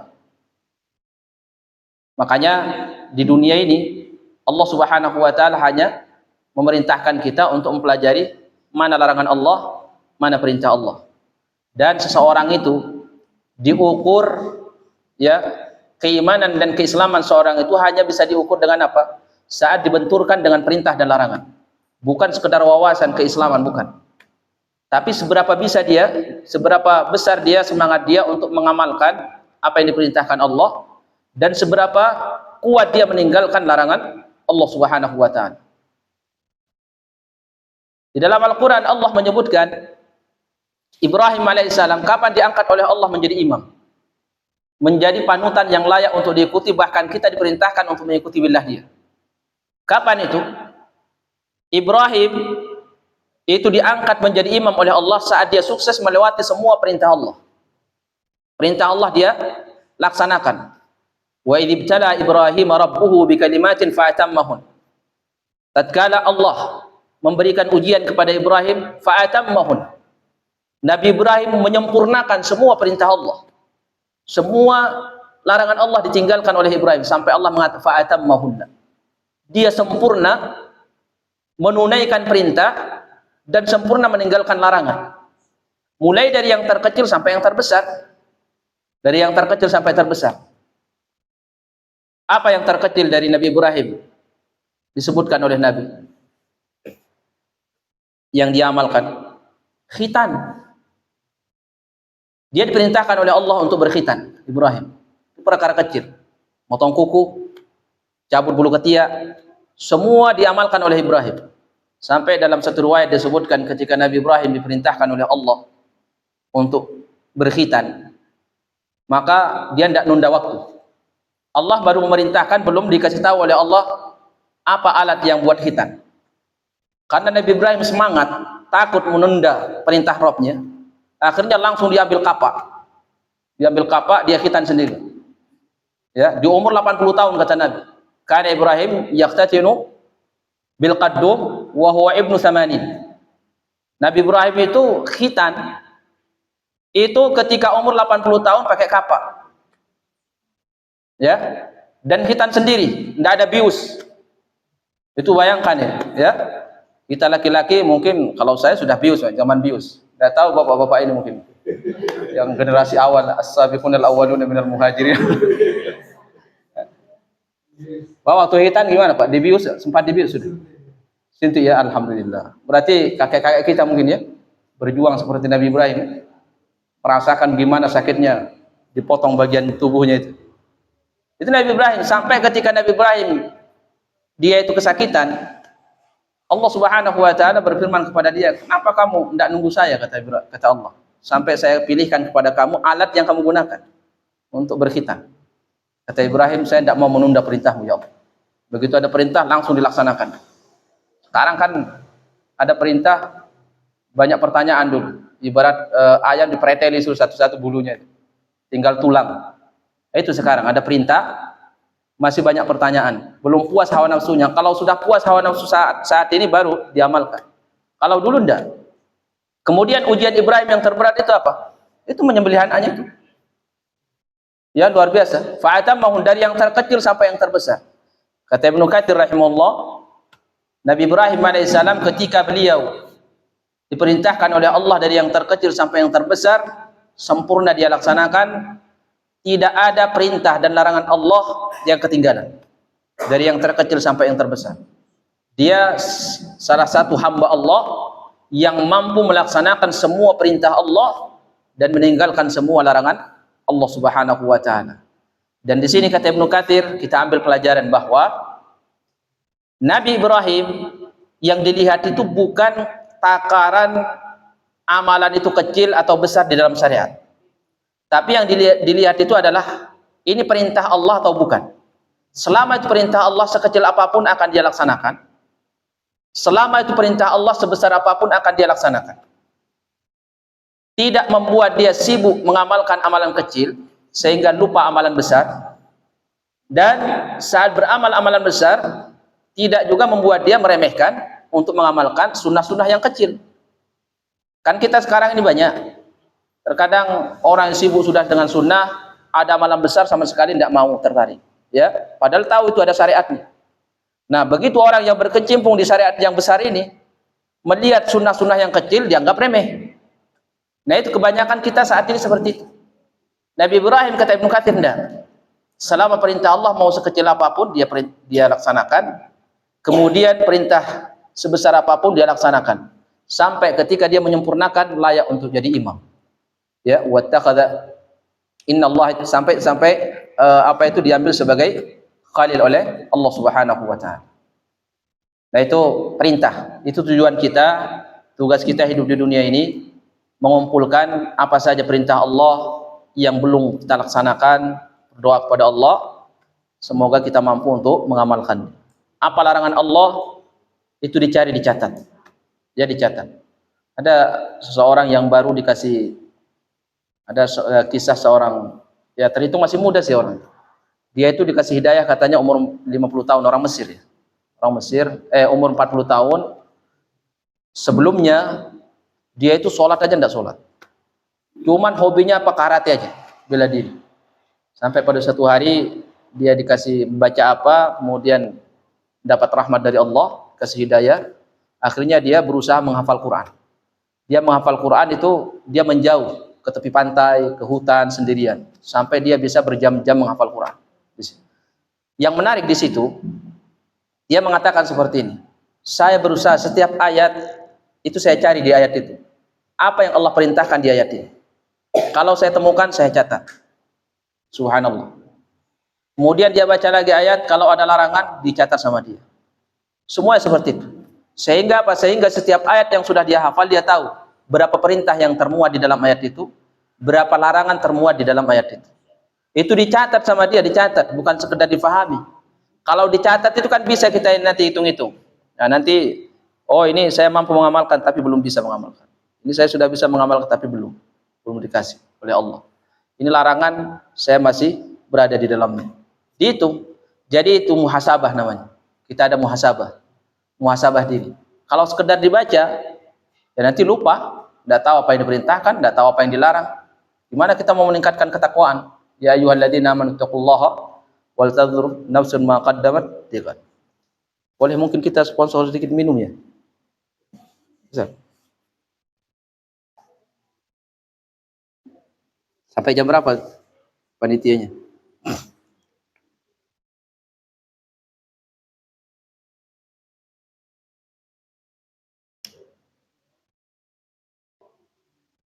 Baik. Jadi kita akan diukur ya keilmuan agama kita ini, takaran agama kita di hadapan Allah itu seberapa besar perintah yang kita tunaikan dan seberapa banyak larangan yang sudah kita tinggalkan. Itu yang akan menentukan kualitas kita di hadapan Allah. Bukan seberapa banyak kita tahu. Banyak orang tahu tapi ditinggal juga. Tahu yang haram masih dikerjakan. Kemudian Allah Subhanahu wa taala, kita lanjutkan ayatnya, innallaha bima ta'maluna khabir. Innallaha khabirun bima ta'malun. Sungguhnya Allah Maha mengetahui apa yang kamu kerjakan. Kata Allah, wala takunu kalladzina nasullaha fa ansahum anfusahum ulaika humul fasiqun. Dan jangan kamu seperti orang yang melupakan dirinya sendiri. Akhirnya Allah Subhanahu wa taala melupakan dia terhadap dirinya sendiri. Fa ansahum ulaika humul fasiqun. Kata Allah, itulah orang-orang fasik. Itulah orang-orang fasik. Makna ayat ini kata ulama rahimahullah, wala takunu kalladzina nasullaha fa ansahum anfusahum. Jangan kamu seperti orang yang tidak menghiraukan agamanya. Dia tidak mau berjuang. Dia tidak mau berjuang untuk meningkatkan kualitas agama dia di hadapan Allah. Tidak ada keinginan sama sekali. Dan kita tidak boleh seperti itu. Karena Rasulullah mencontohkan, semakin kita ini umur seharusnya semakin kuat amalan kita. Semakin umur, semakin kuat amalan kita. Kenapa? Karena kesempatan tidak lagi panjang di depan mata kita. Maka Nabi SAW di tahun terakhir dia iktikaf, di tahun di mana dia wafat di situ, dia iktikaf 20 hari. Nabi SAW itu ketika di tahun kewafatan dia, beliau iktikaf 2 kali. Dan beliau menghatamkan Quran 2 kali. Biasanya Nabi menghatamkan Quran bersama Jibril di malam bulan Ramadan, di Ramadan sebelumnya itu sekali. Tapi di tahun di mana Rasulullah wafat, itu Nabi iktikaf 20 hari. Kemudian Nabi menghatamkan Quran sama Jibril 22 hari, 2 kali. Sehingga disimpulkan oleh ulama rahimahullah, semakin dekat kita dengan ajal, seharusnya semakin semangat untuk beramal. Jangan sebaliknya. Jangan semakin mundur, ya. Karena yang sangat dikhawatirkan oleh orang beriman itu apa? Saat mereka bosan beribadah kepada Allah, itu yang dikhawatirkan. Saat seseorang bosan beribadah kepada Allah, dicabut nyawanya oleh Allah Subhanahu wa taala. Sehingga apa? Sehingga Allah benci bertemu sama dia. Ulama itu, kata Sufyan Ats-Tsauri rahimahullah, mereka itu kepingin sekali saat-saat lagi semangat beramal, dicabut nyawa mereka oleh Allah, bukan saat-saat lagi bosan beribadah. Maka supaya kita ini tambah semangat beribadah kepada Allah, itu kita harus update, ada pembaharuan terus. Dengan apa? Dengan belajar. Karena kalau ilmu kita itu saja, tidak mau belajar, itu tidak ada sesuatu yang baru. Karena sifat manusia ini dibekali oleh Allah bosan. Ya. Seenak apapun makanan, kalau itu saja terus bosan. Ya enggak? Sampai Ibnu Qayyim bilang seperti ini. Apa nih, jangan tersinggung. Ibnu Qayyim mengatakan, sampai orang yang punya istri, itu jangan sering-sering ditongkrongin istrinya. Betul. Sekali-sekali ditinggal 1 minggu, 1 bulan. Supaya apa? Supaya ada update berita, update. Ada sesuatu yang baru dalam hidup dia. Dia ketemu istrinya setelah pulang, ada kerinduan. Kalau tiap hari kita depan istri kita, itu lama-lama bosan.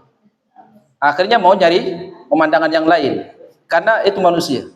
Makanya yang masih dikasih pasangan lengkap oleh Allah, ya, sesekali-sekali lah kalau suaminya jarang keluar rumah, atau terus di rumah terus, sekali disuruh keluar rumah, ya, sekali. Semakin lama di luar rumah, nanti datang semakin harmonis. Kenapa? Karena semakin besar rasa rindunya, semakin besar. Ya. Makanya ada nama rihlah, ya, sekali-sekali lewat. Kenapa? Bosan, membosankan. Sampai ibadah itu pun membosankan. Makanya Allah Subhanahu wa taala memperbanyak sekali ibadah macam, sampai kita tidak sanggup untuk mengamalkan semua. Agar apa? Agar kita ini tidak bosan beribadah. Fa idza faragta fansab. Kalau kamu selesai satu ibadah yang lain, maka bikin diri kamu capek untuk melaksanakan ibadah lain. Tapi banyak orang menerjemahkan itu ayat, kalau kamu selesai beramal, maka istirahatlah kamu, tidur-tidur santai-santai. Tidak benar itu ayat. Kalimat fansab, fa idza faragta, kalau kamu selesai beramal, fansab. Kalimat nasab itu capek. Bikin diri kamu capek, bukan suruh istirahat. Bikin diri kamu capek untuk beramal dengan amalan yang lain. Nah, orang-orang saleh sebelum kita disebutkan kisah mereka, gimana mereka menghabiskan hidup-hidupnya di dalam rumah. Itu kebanyakan 3 hal. 3 ibadah yang semua orang bisa mengamalkannya. Yang tidak butuh ulama besar. 1, mereka ini kalau ada waktu kosong di rumah, dibuka mushaf, Quran dibaca.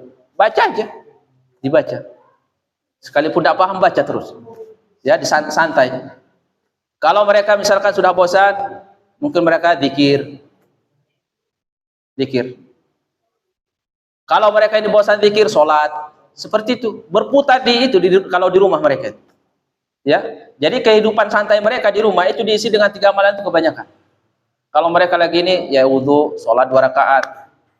Setelah itu baca Quran. Kalau enggak, kerja sambil zikir. Abu Hurairah sambil duduk-duduk ngobrol sama orang. Itu dia punya plastik yang digunakan untuk ngitung zikir dia, batu kerikil. Yaitu subhanallah, astagfirullah, terus dihitung sama dia. Sampai kalau sudah habis, suruh diambil ke budaknya, ditaruh ke dalam plastik, nanti dibawa lagi ke ranjang dia, nanti dia zikir sambil ngobrol sama orang. Jadi apa? Waktu itu tidak ada terlewatkan. Sampai Mu'ad bin Jabal mengatakan, saya berharap saat tidur dapat pahala. Jangankan saat berjaga. Ya, karena mahal. Surga itu mahal.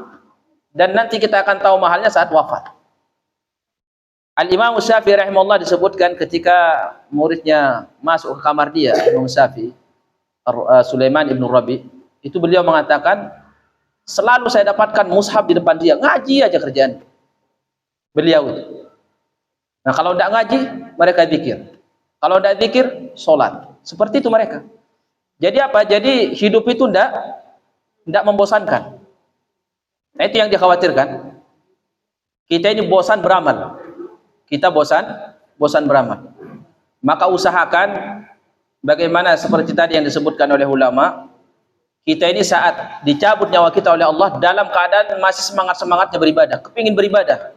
Sehingga apa? Sehingga ketemu Allah itu dalam keadaan cinta, rindu sama Allah, dan Allah pun senang bertemu kita sebagaimana hadis Aisyah radhiyallahu anha. Tapi kalau kita ini dijabut nyawa kita oleh Allah sudah loyo beribadah, ini yang repot. Ya, kenapa? Innamal a'malu bil khawatim. Amalan tergantung akhirnya, bukan amalan kita kemarin, bukan amalan hari ini, tapi amalan terakhir. Nah, saat kita loyo ini bahaya. Ya. Orang biasanya kalau sudah malas beribadah, sudah menganggap terlalu lama nunggu di dunia, karena ada mungkin terlalu lama itu nunggu di dunia, akhirnya ada sifat bosan dan malas. Makanya tip yang ditawarkan oleh ulama kita, kalau kita tidak mau bosan baca Quran, bacalah Quran saat kamu lagi semangat. Kemudian apaan? Saat kamu baca Quran, jangan kamu berhenti saat kamu bosan. Ya. Tapi berhentilah kamu baca Quran saat kamu lagi semangat baca Quran. Berhenti. Kalau memang mau berhenti, berhenti saat lagi semangat. Jangan berhenti saat lagi malas, saat lagi bosan baca baru berhenti, jangan. Kenapa? Karena kalau orang, kata ulama, berhenti saat dia lagi bosan, itu untuk balik baca lagi berat. Ya. Tapi kalau dia berhenti saat dia lagi senang-senangnya baca Quran, berhenti. Itu saat dia kerja, mengerjakan pekerjaan di rumah, itu rindu. Kapan lagi baca Quran? Kapan lagi baca Quran? Nah, itu cara supaya berkesinambungan mata rantai semangat itu tidak putus. Itu kita juga harus pintar untuk apa? Memutuskan satu amalan. Pernah lihat film? Hah? Oh, film apa aja lah. Seperti film. Ya. Film itu kapan dia bersambung? Lagi seru-serunya. Ternyata orang barat lebih duluan paham daripada kita. Lagi seru-serunya, lagi kita bikin penasaran, bersambung. Siapa yang jadi korban? Penonton. Penonton pulang, itu penasaran terus, apa yang terjadi setelah itu. Memang sengaja disambung di situ, bersambung. Agar apa? Agar penonton semakin banyak, lagi semakin semangat untuk selanjutnya. Jadi lagi semangat-semangatnya berhenti. Coba kalau sudah berakhir, ya gimana mau balik dia? Sudah selesai, kesimpulan semua sudah selesai, berakhir, malas mau balik lagi. Nah, ternyata ulama juga punya cara seperti itu. Mereka itu baca Quran, itu mereka berhenti, kata mereka berhenti saat kita lagi semangat. Jangan berhenti saat lagi bosan. Maka Allah Subhanahu wa taala, kalau kita perhatikan, ini ibadah ini banyak sekali.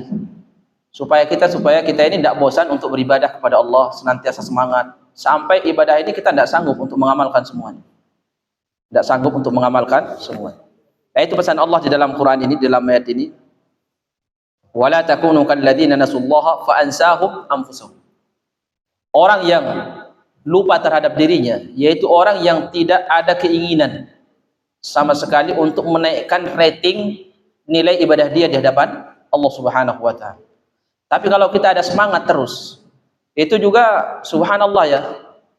Ini banyak masalah dalam keluarga ini, itu karena jauh dari Allah. Bahkan tingkat perceraian itu banyak terjadi karena jauh dari Allah. Diselipkan di dalam surah Al-Baqarah itu, kalau ibu-ibu baca, coba dibaca itu. Itu saat Allah berbicara tentang perceraian, itu diselipkan satu ayat tentang sholat. Ya, baru setelah itu dilanjut lagi dengan perceraian. Hafidhu ala salawati wa salatul wusta wa qumu lillahi qanitin. Jaga sholat 5 waktu kalian, terkhusus sholat asar, kata Allah. Dan khusyuklah saat melaksanakan sholat. Itu ayat-ayat sebelumnya itu masalah perceraian. Nanti dilanjut lagi, perceraian lagi.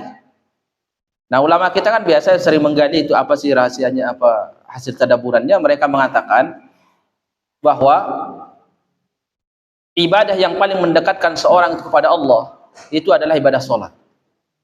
Kalau seorang di dalam rumah tangga ini rajin beribadah, suaminya, istrinya, itu apa? Tingkat perceraian itu akan menyempit. Peluang cerai itu menyempit.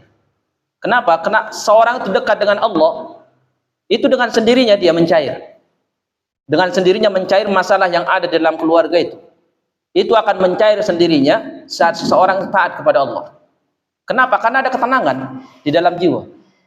Kita kalau senang, Pak, kalau kita ini senang, lagi senang-senangnya, itu di istri kita ngomong apa saja itu tafsirannya positif. Iya enggak? Tapi kalau lagi jengkel, lagi marah, emosi, istri ini ngomong yang baik ditafsirkan negatif. Makanya hakikatnya permasalahan di keluarga itu bukan masalahnya yang bermasalah, tapi hati ini tidak sanggup menafsirkan positif. Kita kan pernah ini pengantin baru semuanya. Yang hadir yang sudah pengantin tua ini kan pernah pengantin baru. Ya. Kita ini saat pengantin baru, ya semuanya indah ya. Istri kita salah aja, ngomong kotor apa saja, kita bilang itu pinter banget istri saya. Itu ngomong kotor, mungkin salah, terlambat sholat, kita bilang, ya gak apa-apa, mungkin karena pengantin baru. Masih dimaklumi itu semuanya. Kenapa? Karena hati lagi bahagia. Hati lagi bahagia itu kesalahan istri berbuat apa saja itu nyaman, suaminya juga melakukan apa, nyaman kelihatan sama istrinya, padahal itu sesuatu yang membuat dia mungkin marah, tapi karena suasana hati lagi pengantin baru, hati itu nyaman sekali. Jadi tidak ada retak keluarga, itu tidak ada. Kenapa? Kondisi hati lagi nyaman, lagi tenang. Tapi setelah 1 tahun 2 tahun umur pernikahan itu, itu di situ sensitif banget itu, ya. Istri tidak berbuat salah aja dibilang salah. Nah, saat hati ini sudah lagi tidak tenang, itu kita menyikapi sesuatu negatif terus, bikin marah aja. Istri salah, ya dibesarin salahnya, di zoom, ya salah kecil di zoom dia, dibesarin. Itu saja di zoom. Yang lain kebaikan dia tertutup. Kenapa? Karena itu yang dibesarin. Tapi kalau kita ini ibadah, Allah turunkan ketenangan. Allah huwallazi anzala sakinata fi qulubil mu'minin. Yang menurunkan ketenangan itu Allah Subhanahu wa taala. Kita tidak bisa cari ketenangan kalau bukan Allah yang menurunkan ke dalam hati, kita tidak akan bisa mendapatkan ketenangan. Dan di dalam ayat itu Allah menyebutkan, kalau seorang sudah lupa dengan dirinya, fa ansahum, Allah Subhanahu wa taala udah tidak akan bantu dia untuk memperbaiki diri. Kenapa? Dia sendiri sudah tidak ada usaha. Orang kalau sudah tidak ada usaha, tidak ada target, ya, bayangan aja tidak ada. Imam Syafi'i mengatakan seperti ini, tashabbahu bis salihin wa illam takunu mithlahum fa inna tashabbuha bis salihin falahu. Ikutilah gaya hidup orang soleh, sekalipun kalian secara amalan tidak sama mereka, tapi ikuti aja. Mengikuti gaya hidup orang soleh itu sebuah keberuntungan. Beruntung itu orang mengikuti gaya hidup orang soleh, sekalipun amalannya tidak sama. Kita kalau ikuti gaya hidup orang soleh, berarti kan kita membayangkan diri kita orang soleh. Nah, sekarang ini ada satu ungkapan ulama seperti ini ya. Ini kita ini selama hidup ini pernah hendak terlintas di benak kita ini orang soleh? Itu dulu, ya. Saya ini orang soleh. Terlintas tidak di benak kita itu? Perasaan saya merasa tidak harus disampaikan ke orang. Ya, kalau disampaikan ke orang itu malah madmum, tercela. Di dalam diri sendiri nih, ada tidak perasaan saya ini orang soleh? Ya, kalau itu tidak ada, gimana kita mau berjuang membuat diri kita soleh? Kalau perasaan aja tidak ada. Kalau seorang itu sudah ada perasaannya, saya ini orang soleh, sehingga akan termotivasi untuk beramal seperti orang soleh. Kenapa? Ada target dia membayangkan dirinya. Contoh misalkan, kenapa orang itu kuat bekerja, peras keringat, tidak kenal lelah? Karena dia membayangkan dia jadi orang kaya. Kalau orang kerja itu membayangkan dia orang miskin, pengemis, pasti malas dia bekerja. Dia sudah membayangkan dirinya pengemis, pemulung, orang miskin. Orang itu saat kerja kenapa semangat? Karena dia bayangkan dia akan kaya. Padahal dia belum kaya, cuman bayangan kan sudah ada, sehingga dia semangat. Sama kita di dalam beramal, kalau bayangan jadi orang soleh aja tidak ada, gimana kita mau membuat diri kita semangat beramal supaya benar-benar tercapai itu soleh itu, ya, tercapai kesolehan itu. Karena semua kita ini PR-nya cuma satu, meninggal diakui soleh oleh Allah Subhanahu wa taala. Semua yang meninggal dunia belum soleh di hadapan Allah, semuanya akan meminta untuk kembali ke dunia. Apa kata dia? Akhirni ila ajalin qarib fa asaddaqa wa akun minas salihin. Ya Allah, berikan aku kesempatan hidup, aku kepingin jadi orang soleh. Siapa itu yang mengatakan? Semua laki perempuan yang dikasih kesempatan hidup oleh Allah, saat wafat belum sampai kepada target jadi orang soleh di mata Allah Subhanahu wa taala. Maka agar kita semangat ini beramal, bayangkan dulu kita ini orang soleh. Jangan bayangkan kita ini bukan orang soleh. Kalau kita sudah membayangkan saya ini bukan orang soleh, itu kata ulama tablis iblis, tipu daya setan untuk melemahkan semangat kita beramal. Ya, kan ada itu syairnya orang sufi itu, saya tidak layak jadi ahli surga karena surga itu memang hanya layak sama hamba. Ya udah, oh sudah bilang saya tidak layak jadi orang ahli surga, tapi juga tidak sanggup menerima azab neraka. Gimana? Terus mau kemana kamu? Hari kiamat tidak ada tempat yang ketiga, entah neraka entah surga. Tidak layak kata jadi ahli surga. Itu tablis iblis, Pak. Ya, tablis iblis. Orang merasa dirinya tidak layak jadi ahli surga, itu tablis iblis, tipu daya setan untuk melemahkan kita beramal. Sama, antum membayangkan miskin tadi tidak akan semangat bekerja karena sudah dibayangkan jadi orang miskin. Tapi kalau bayangin kita bayangkan diri kita orang kaya, sekalipun belum kaya, semangat dia untuk bekerja. Begitulah di dalam beramal. Kita bayangkan.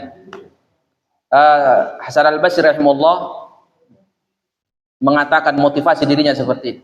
Ya, Hasan al-Basri. Jangan kira sahabat Muhammad bisa mengalahkan saya di dalam beramal. Padahal Hasan al-Basri seorang tabi'in. Dan akidah dia yakin, saya yakinnya tidak mungkin dia mengalahkan satu sahabat. Itu keyakinan akidah Ahlussunnah wal Jamaah, bahwa tidak mungkin ada satu sahabat Nabi dikalahkan oleh yang bukan sahabat Nabi nanti pahalanya pada hari kiamat. Tidak mungkin ada. Kenapa? Sahabat ini orang pilihan, dipilih oleh Allah langsung untuk menemani Nabi. Tapi Hasan al-Basri mengatakan, jangan mengira sahabat Muhammad bisa mengalahkan saya dalam beramal. Kenapa dia keluarkan kalimat itu? Memotivasi dirinya bahwa dia mengalahkan sahabat Muhammad. Kalau targetnya aja sudah tinggi, itu cita-citanya tinggi. Tapi kalau targetnya rendah, sedikit, ya cita-citanya juga sejalan dengan itu. Contoh misalkan, saya insya Allah sebelum wafat berdoa kepada Allah agar hafal juz 30 aja minimal. Ya udah, semangatnya gitu juga. Mau sedikit targetnya. Target sedikit. Jadi target kita itu menentukan semangat. Menentukan semangat kita. Kalau target kita ini, misalkan saya mau menghatamkan Quran 30 juz, misalkan dalam 3 tahun. Oh, itu naik itu nih. Semangat beramalnya itu naik, semangat penghafal. Karena ada target. Nah, yang masalah ini tidak punya target. Kita tidak punya target jadi orang soleh itu repot. Ya. Maka kita ini berusaha terus. Ya Allah, saya semoga lebih baik hari ini daripada esok. Terus seperti itu. Ya, sekalipun hakikatnya kita yakin semua di tangan Allah. Tapi intinya ada usaha, karena di situ Allah mengatakan apa? Wala takunu kalladzina nasullaha fa ansahum anfusahum. Jangan kamu seperti orang yang melupakan dirinya, orang yang tidak ada keinginan untuk menjadi orang baik. Akhirnya apa? Fa ansahum, Allah pun tidak bantu dia. Untuk apa? Untuk membuat diri dia orang saleh. Nah, target kita seperti itu, harus punya target kita. Coba ibu-ibu ini, kalau ibu-ibu ini bayangkan dirinya di rumah sendirian, seperti Khadijah, seperti Aisyah, bayangin aja dulu. Dia akan malu untuk tidak beramal. Masa Aisyah seperti ini? Kan gitu biasanya. Pasti dia beramal. Aisyah seperti ini, ya. Laki-lakinya ini membayangkan dirinya Abu Bakar, ya. Pasti semangat beramal. Atau minimal Imam Syafi'i lah dibayangkan diri. Saya ini Imam Syafi'i. Pasti ada bayangan. Tapi kalau tidak ada bayangan, udah, tidak ada semangat juga untuk meningkatkan semangat beramal. Mungkin seperti itu ya. Kita cukupkan mungkin. Sudah jam berapa ini? Masih lanjut? Hanya jawab ya Bu ya. Ya, ini semua forum milik panitia ya. Kita serahkan ke panitianya. Kalau memang lanjut kita lanjut. Kalau memang tanya jawab kita tanya jawab. Baik, mungkin itu pemaparan materi dari saya. Semoga menambah bekal kita untuk bisa lebih pandai menata hati dan lebih pandai menimbulkan semangat. Ya, semangat untuk beramal. Jadi pasang target, ya, dipasang target. Jangan nunggu target itu ada, jangan dipasang. Buat target, jangan nunggu semangat baru muncul. Jadi dari sekarang kita pasang target setinggi-tingginya. Karena kita memang diajarkan oleh Nabi kalau berdoa targetnya firdaus langsung. Ya, jangan yang penting masuk surga. Nah, banyak ini omongan orang Islam ini, ya yang penting sholat aja lah, yang penting masuk surga. Ini saya khawatir ini, orang yang sering ngomong seperti ini, yang penting itu tidak capek targetnya. Karena biasanya target itu biasanya tercapai sebagiannya. Jarang orang yang targetnya tercapai seutuhnya. Contoh misalkan saya mau menghatamkan baca Quran 1 juz dalam sehari. Biasanya itu mungkin kurang 2 lembar gitu. Itu biasanya. Tapi sudah 80% terdapat. Nah kalau hari kiamat yang penting masuk surga, itu kalau tidak sampai 100% targetnya kan jatuh ke neraka. Maka cita-cita jangan sampai keluar dari mulut kita. Jangan sampai keluar yang penting masuk surga, jangan. Ya, Nabi mengatakan kalau minta surga langsung surga Firdaus. Itu surga yang paling tinggi. Nabi mengajarkan kita semangat meminta. Jangan yang rendah-rendah, yang penting. Yang penting muslim, yang penting sholat, jangan. Kita harus motivasi diri kita. Harus bersaing dengan orang lain. Karena semua punya hak untuk menjadi orang paling baik di hadapan Allah. Punya hak semua. Bapak, ibu, saya, semuanya punya hak. Maka saya berharap semoga saya masuk surga Firdaus. Ibu-ibu sama? Berarti semuanya sama. Semoga kita semua menjadi penghuni surga Firdaus. Allahumma amin. Baik, mungkin hanya itu yang bisa saya sampaikan. Sisa waktu kita maksimalkan untuk tanya jawab. Jazakumullahu khairan. Assalamualaikum warahmatullahi wabarakatuh.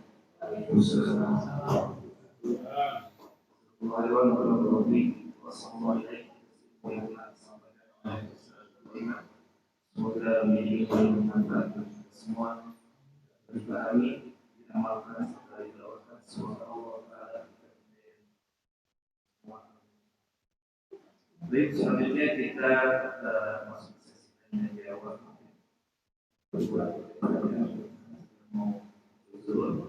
Ada kepada ibu yang bertanya di absen. Bisa dijawab dulu.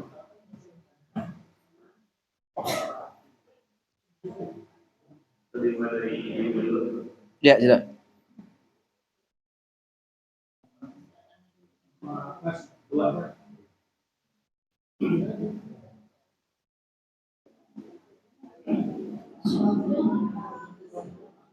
Waalaikumsalam warahmatullahi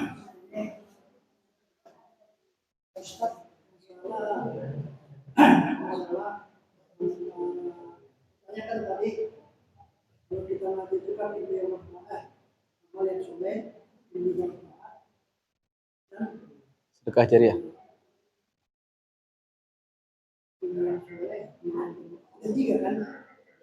Oh, iya.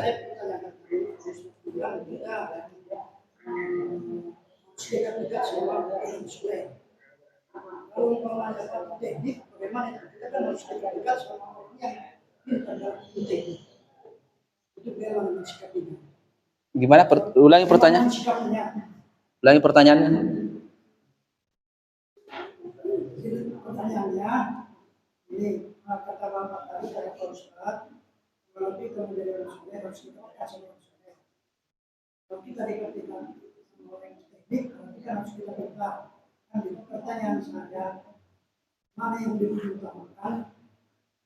Yang soleh atau yang teknik? Teknik ini kan kayaknya contoh ini kan dari teknik.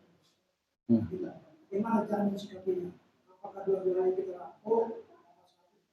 Cara mensikapinya? Masya Allah. Ya, ini sebenarnya kembali ke sikap pribadi ya. Semua orang punya cara untuk menata gimana dia beramal. Jadi cara Bapak sama cara saya tidak mungkin sama. Jadi di dalam agama ini perlu kita ketahui ada perkara-perkara yang itu kita tidak satu kaidah, tidak satu rumus. Mungkin rumus ini bagi Bapak cocok, bagi saya tidak. Ya. Bagaimana cara kita untuk mendekat untuk memadukan ini? Yang pertama yang harus kita pastikan itu kita dekat dulu sama orang soleh. Itu yang pertama. Kenapa? Karena itu bermanfaat dunia dan akhirat. Itu yang pertama. Baru setelah itu kalau kita mau mendekat kepada yang lainnya silahkan. Selama agama kita nanti ini tidak terlukai. Kata Abu Sa'id Al-Khudri radhiyallahu anhu, silahkan kamu bercanda, berinteraksi dengan orang, tapi jangan sampai kamu lukai agama kamu. Kita bebas, bersahabat dengan siapa saja bebas, kata beliau. Silahkan kamu bermuamalah dengan siapa saja. Tapi satu kunci yang harus kamu pegang. Jangan sampai dengan kamu berinteraksi dengan orang itu, agama kamu terlukai, itu saja. Ya, kita diberi kebebasan oleh Allah. Bahkan ulama kita mengatakan kalau mereka berinteraksi dengan orang ini hanya ada tiga, tidak keluar dari tiga orang, tiga tipe ya. Satu, kita ketemu sama orang, kita lihat ini, kalau ternyata kita lebih soleh dari dia, usahakan kita mempengaruhi dia. Kalau kita merasa diri kita lebih soleh dari dia, lebih taat kepada Allah, sementara dia kurang, usahakan warnai dia, bawa dia untuk lebih dekat kepada Allah. Kalau ternyata teman kita yang berinteraksi ini, teman kita ini adalah kita lihat kesolehannya lebih daripada kita usahakan kita terwarnai sama dia, lebih meningkat gitu. Kalau ternyata kesolehan kita ini sama, usahakan saling menguatkan antara satu dengan yang lain. Itu berinteraksi dengan orang bebas, tinggal nanti kita punya ukuran. Oh ini kayak lebih taat kepada Allah, ya udah berusaha kita untuk terwarnai sama dia. Jangan kita mempengaruhi dia. Dia yang tadi ibadahnya bagus, gara-gara akhirnya berteman sama kita, akhirnya kita bawa dia untuk jauh dari Allah. Nah ini namanya teman membawa malapetaka, ya. Tapi justru sebaliknya, kita merasa berusaha untuk terwarnai sama dia. Sama pesan ulama juga seperti itu. Dalam keluarga ini kan minimal ada personalnya suami sama istri. Nah kita ini dalam mendidik anak, di dalam mendidik anak itu kita berusaha siapakah yang harus mewarnai anak kita lebih dominan. Kalau ternyata si suami merasa dirinya lebih soleh, lebih taat kepada Allah, usahakan dia yang lebih banyak dominan sama anak. Agar apa? Agar generasi yang terselamatkan. Kalau ternyata kita melihat istri kita lebih dekat dengan Allah, lebih kuat ibadahnya, usahakan anak-anak ini dia lebih dominan untuk mewarnai. Jadi kita tinggal berusaha agar diri kita seperti istri kita, seperti itu. Jangan ego di dalam rumah tangga. Ya, wah ini saya, ya ini saya pemimpin. Ya kamu pemimpin tapi jauh dari Allah gimana? Mau memimpin? Karena interaksi ini kita sebenarnya adu pengaruh, adu mewarnai, seperti itu. Allahu a'lam bishawab. Ya semoga bisa dicerna ya Pak ya. Allahumma. Silakan yang lain. Baik Sob. Baik. So biasanya ini ya masalah ruh dia biasanya ditanyain, masalah jiwa. Ini ada pertanyaan. Jadi kalau kita dari keimanan yang sangat tinggi Allah, gimana itu? Jadi maksudnya ini. Iman menurut orang kan menurut orang banyak kan tentu berbeda menurut Allah sebenarnya. Menurut Al-Quran itu kan di Al-Quran kan ada yang namanya apalagi surat Al-Baqarah, jadi banyak beberapa hal yang bisa dibacakan Islam. Ya kalau orang yang bersangkutan itu sering berapa proyek, tapi tidak sadar bahwa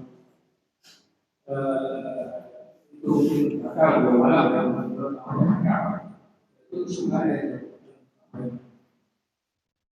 yang pertama kita sendiri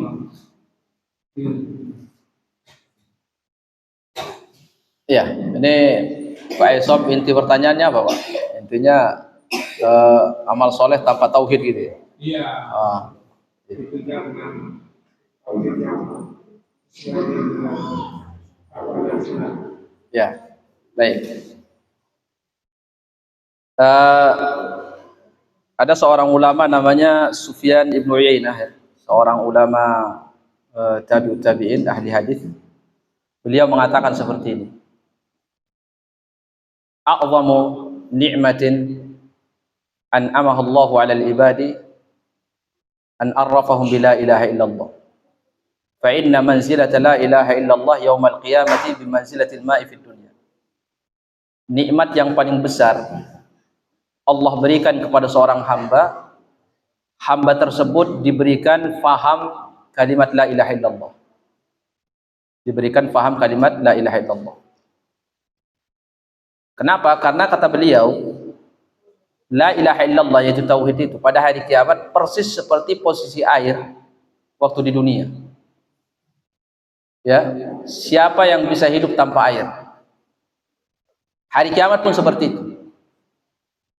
Amr bin As saat mau wafat, beliau mengatakan kepada anaknya seperti ini, afdalu ma nu'iddu qawlu la ilaha illallah. Amalan yang paling afdal yang kita harapkan ini, kata beliau. Ini sahabat mengatakan saat dia mau wafat, dia mengatakan afdalu ma nu'iddu qawlu la ilaha illallah. Amalan yang paling afdal yang sangat besar harapan kita bisa menyelamatkan itu adalah kalimat la ilaha illallah. Alias apa? Tauhid. Tauhid itu. Maka kata Sufyan bin Uyainah tadi, hari kiamat dengan di dunia ini ada sesuatu yang agak mirip, yaitu air. Air di dunia ini, kita ini makan apa saja bisa kita makan tanpa ada air di sampingnya. Bisa kita makan makanan sementara tidak bisa minum, tidak kuat. Orang itu lebih kuat menahan lapar daripada menahan haus. Ya, lebih kuat menahan lapar daripada menahan haus. Makanya kita setiap kali makan apa saja, itu pasti di sampingnya ada air. Masuk restoran, pesan air. Kita bikin rumah, pasti yang kita cek dulu sumber mata airnya. Bagus enggak sumber mata airnya? Kenapa? Karena sumber mata air kehidupan, kata Allah. Wa ja'alna minal ma'i kulla syai'in hayy. Kami jadikan air itu adalah sumber kehidupan bagi yang hidup. Hari kiamat sama. Hari kiamat itu seluruh amalan soleh kita itu akan diukur dengan iman kita pertama kali. Ada orang taat kepada orang tuanya, bobrok tauhidnya, tidak diterima. Sama seperti dikasih makanan, tidak dikasih air, dia tidak bisa menikmati makanan itu. Dia punya sedekah banyak, tauhid tidak ada. Ini sedekahnya tidak ada artinya. Ada dulu kerabat Aisyah namanya Abdullah bin Jud'an. Ini meninggal dunia, belum sempat beriman sama Nabi. Tapi dia terkenal di bangsa Quraisy orang yang paling dermawan. Saking dermawannya dia itu buat tempat di depan rumahnya. Itu dia kasih makanan tiap hari. Orang lewat semuanya ngambil makan semau dia. Kalau habis dia isi terus seperti itu sampai terkenal namanya itu wangi, harum di tengah-tengah bangsa Quraisy di Mekah saat itu. Tidak ada yang menilai dia orang yang tidak baik. Semuanya mengenal Abdullah bin Jud'an orang baik. Aisyah karena ya merasa iba sebagai kerabat, dia tanya sama Nabi, ya Rasulullah, ini Abdullah bin Jud'an ya Rasulullah. Orang yang terkenal kedermawanannya, akhlaknya, kemudian sering bantu orang. Ini apakah pahala sedekahnya itu hari kiamat ada manfaatnya? Kata Nabi, la yanfa'uhu dzalika fa innahu lam yaqul yawman minal ayyam Allahumma ighfir li khati'ati yawmiddin. Sama sekali tidak, kata Nabi. Kedermawanan dia itu, sedekahnya itu yang sekian puluh tahun dia amalkan, itu sama sekali tidak akan memberikan manfaat hari kiamat. Kenapa? Karena dia belum sempat bertauhid kepada Allah Subhanahu wa taala. Seperti itu. Makanya ulama kita itu mengatakan bahwa jangan sampai kita semangat belajar yang lain sementara tauhidnya tidak semangat. Karena kita ini mau pahala besar ya tidak ada yang lebih daripada tauhid itu. Karena tauhid ini pahala yang paling afdal. Nah, entah itu tauhid rububiyah, entah tauhid uluhiyah. Ini banyak di kalangan kita, mungkin sekalian saya sampaikan. Semoga jadi bekal bagi kita semua. Terkadang kita masih banyak tidak membedakan antara tauhid rububiyah sama uluhiyah. Contoh seperti yang sangat sederhana. Orang yang meminta kepada selain Allah, meminta sesuatu yang tidak layak dia minta kecuali kepada Allah. Contoh misalkan dia minta supaya dikaruniai anak, tapi minta sama makhluk. Ini syirik kan? Pertanyaannya, syirik dalam apa? Syirik dalam tauhid rububiyah apa tauhid uluhiyah? Syirik dalam tauhid uluhiyah. Ya. Dan semua orang yang terjatuh dalam syirik tauhid uluhiyah itu rata-rata sebelumnya sudah terjatuh ke dalam tauhid rububiyah, kesyirikan dalam bab rububiyah. Orang ini saat memohon kepada selain Allah minta dikaruniai anak, itu yang ngasih anak adalah Allah. Saat dia memohon itu dia sudah rusak tauhid rububiyahnya sebelumnya. Apa tauhid rububiyahnya? Dia tidak mungkin memohon kepada selain Allah seorang anak kecuali dia meyakini bahwa ada yang bisa memberi anak selain Allah. Orang yang meyakini ada yang bisa ngasih karunia anak selain Allah, dia terjatuh dalam perbuatan syirik dalam bab tauhid rububiyah. Ya. Karena tauhid rububiyah itu apa? Kita harus yakin bahwa perbuatan ini hanya Allah yang bisa melakukan. Itu namanya tauhid rububiyah. Tauhid uluhiyah, jangan kita minta sesuatu itu kecuali kepada Allah. Nah, saat kita berdoa ya kepada si fulan, fulan tolong berikan saya seorang anak laki-laki. Kita ini tidak mungkin sebelumnya tidak melakukan kesyirikan dalam bab rububiyah. Apa itu? Kita meyakini bahwa si fulan itu bisa memberikan anak.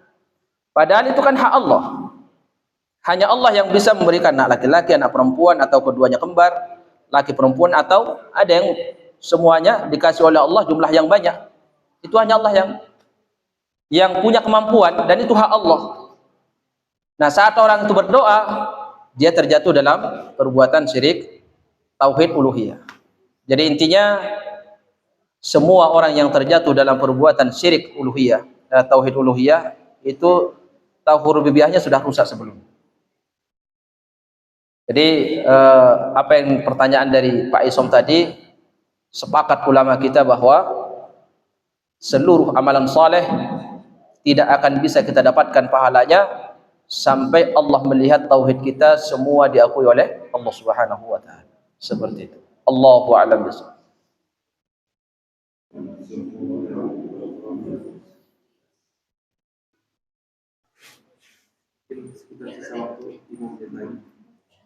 Ya, silakan, mungkin ada pertanyaan lain. Jam berapa tuh?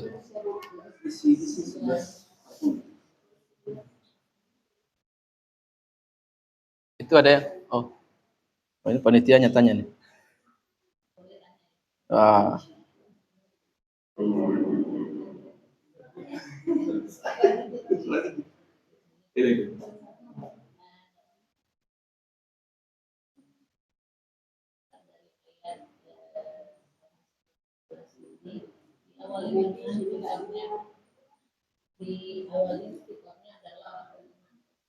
Iya.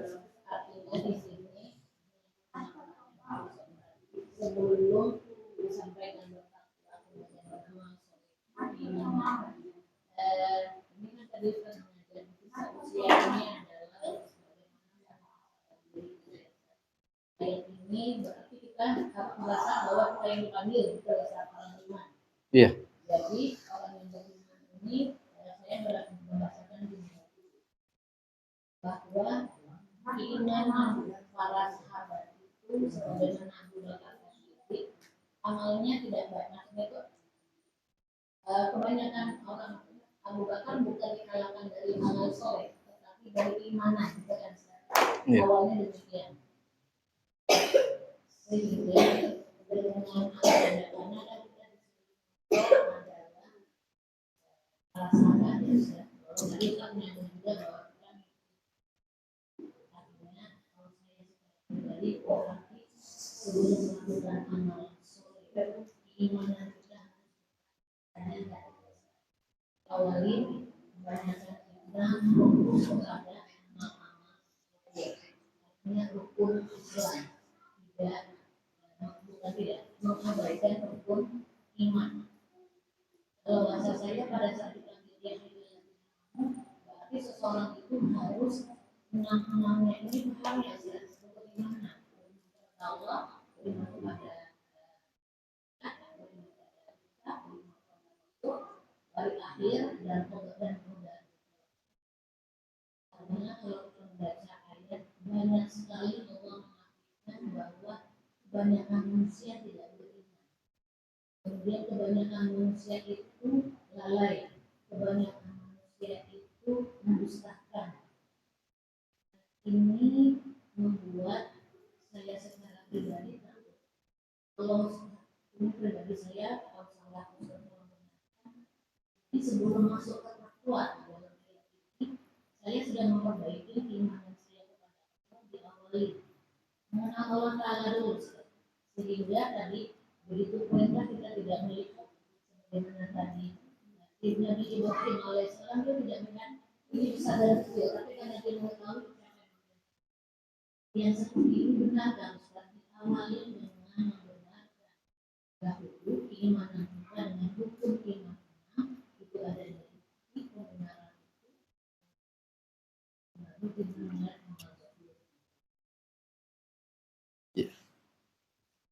Baik. Itu yang tadi dipaparkan sama Ibu Meti benar bahwa kita ini harus membenahi iman dulu. Cuma nanti muncul pertanyaan seperti ini.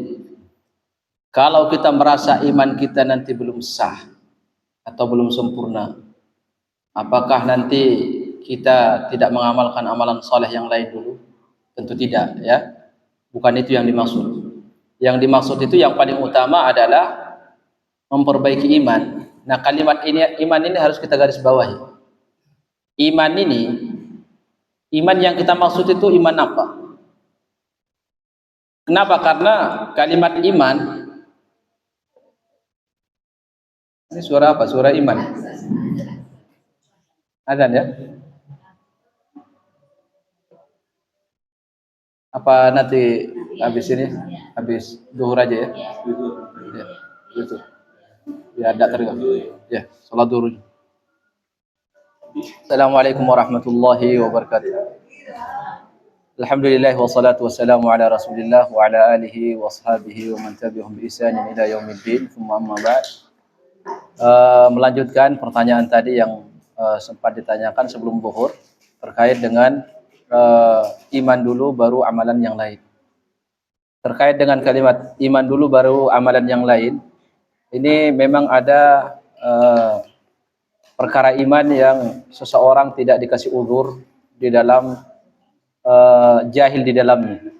Contoh misalkan dia harus wajib untuk mengetahui bahwa yang berhak disembah itu adalah Allah Subhanahu wa taala, kemudian beriman kepada para rasul, beriman kepada kitab-kitab Allah. Ini perkara-perkara iman yang harus didahulukan sebelum kita beramal-beramal yang lain. Namun, di sana ada perkara-perkara iman yang dia membutuhkan kepada dalil. Maknanya, seseorang itu dengan dia belajar, dia akan mengetahui bahwa di sana ada perkara-perkara iman, di mana kalau seseorang tidak belajar, mungkin dia tidak akan tahu. Nah, yang seperti ini, dengan berjalannya waktu sambil belajar, maka seorang itu akan sambil memahami, kemudian sambil meyakini, sambil mengimani. Di antaranya perkara-perkara yang gaib misalkan. Karena ketika seorang pertama kali masuk Islam misalkan, itu tidak mungkin secara otomatis dia mengetahui seluruh perkara iman. Begitu juga orang yang masih kecil misalkan, baru dia balik, itu dia kenal tentang Allah yang berhak disembah, tapi perkara iman yang lain dia butuh proses waktu. Nah, perkara iman yang tidak boleh ditunda, itu tidak boleh ditunda, itu yang harus didahulukan. Kemudian berjalan waktu, dia sambil harus melaksanakan sholat, kemudian harus melaksanakan puasa ketika sudah balik. Nah, baru setelah itu sambil berjalan dia belajar perkara-perkara iman yang lain.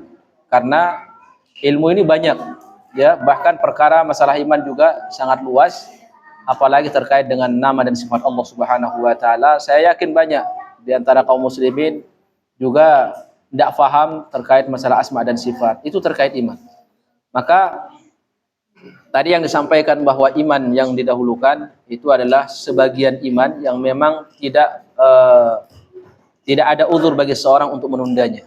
Contoh beriman kepada Allah secara umum, kemudian tadi pada para malaikat, kemudian sisa-sisa yang iman yang lain itu dengan berjalannya waktu sambil seseorang belajar, kemudian dia akan mengetahui dan akan mengimani apa yang belum dia tahu.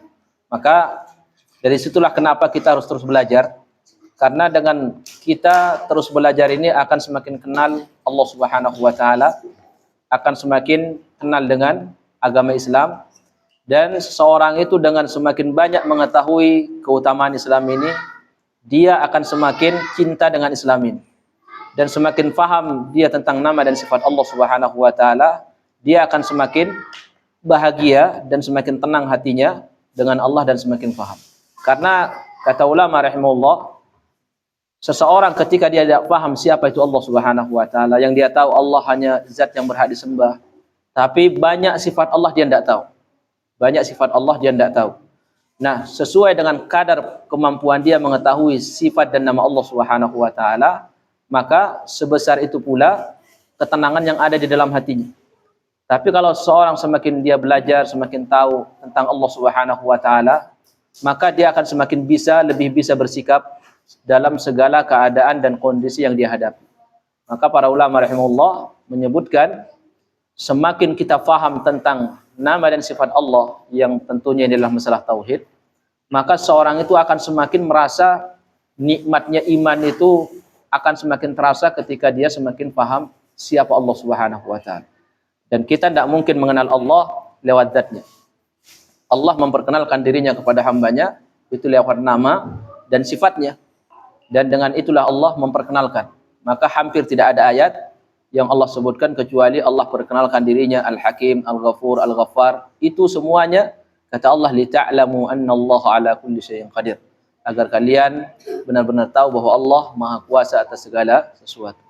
Jadi sekali lagi, iman yang pertama, tapi di akhir juga jangan dilupakan. Maka istilah ulama rahimahullah, iman yang pertama, iman yang di pertengahan, dan iman yang di akhir, jadi iman segala-galanya. Seperti itu. Semoga apa yang kita sampaikan pada kesempatan kali ini menambah bekal kita untuk semakin bisa menikmati agama ini, sehingga tidak ada istilahnya beban di dalam meninggalkan larangan Allah, dan tidak ada beban untuk melaksanakan perintah Allah Subhanahu wa taala. Sungguhnya Islam ini adalah kebutuhan kita, bukan beban. Demikian apa yang saya sampaikan, semoga bermanfaat. Saya tutup dengan doa kafaratul majlis. Subhanakallahumma wa bihamdika asyhadu an la ilaha illa anta astaghfiruka wa atubu ilaik. Aqulu ma tasma'un. Assalamualaikum warahmatullahi wabarakatuh. Waalaikumsalam.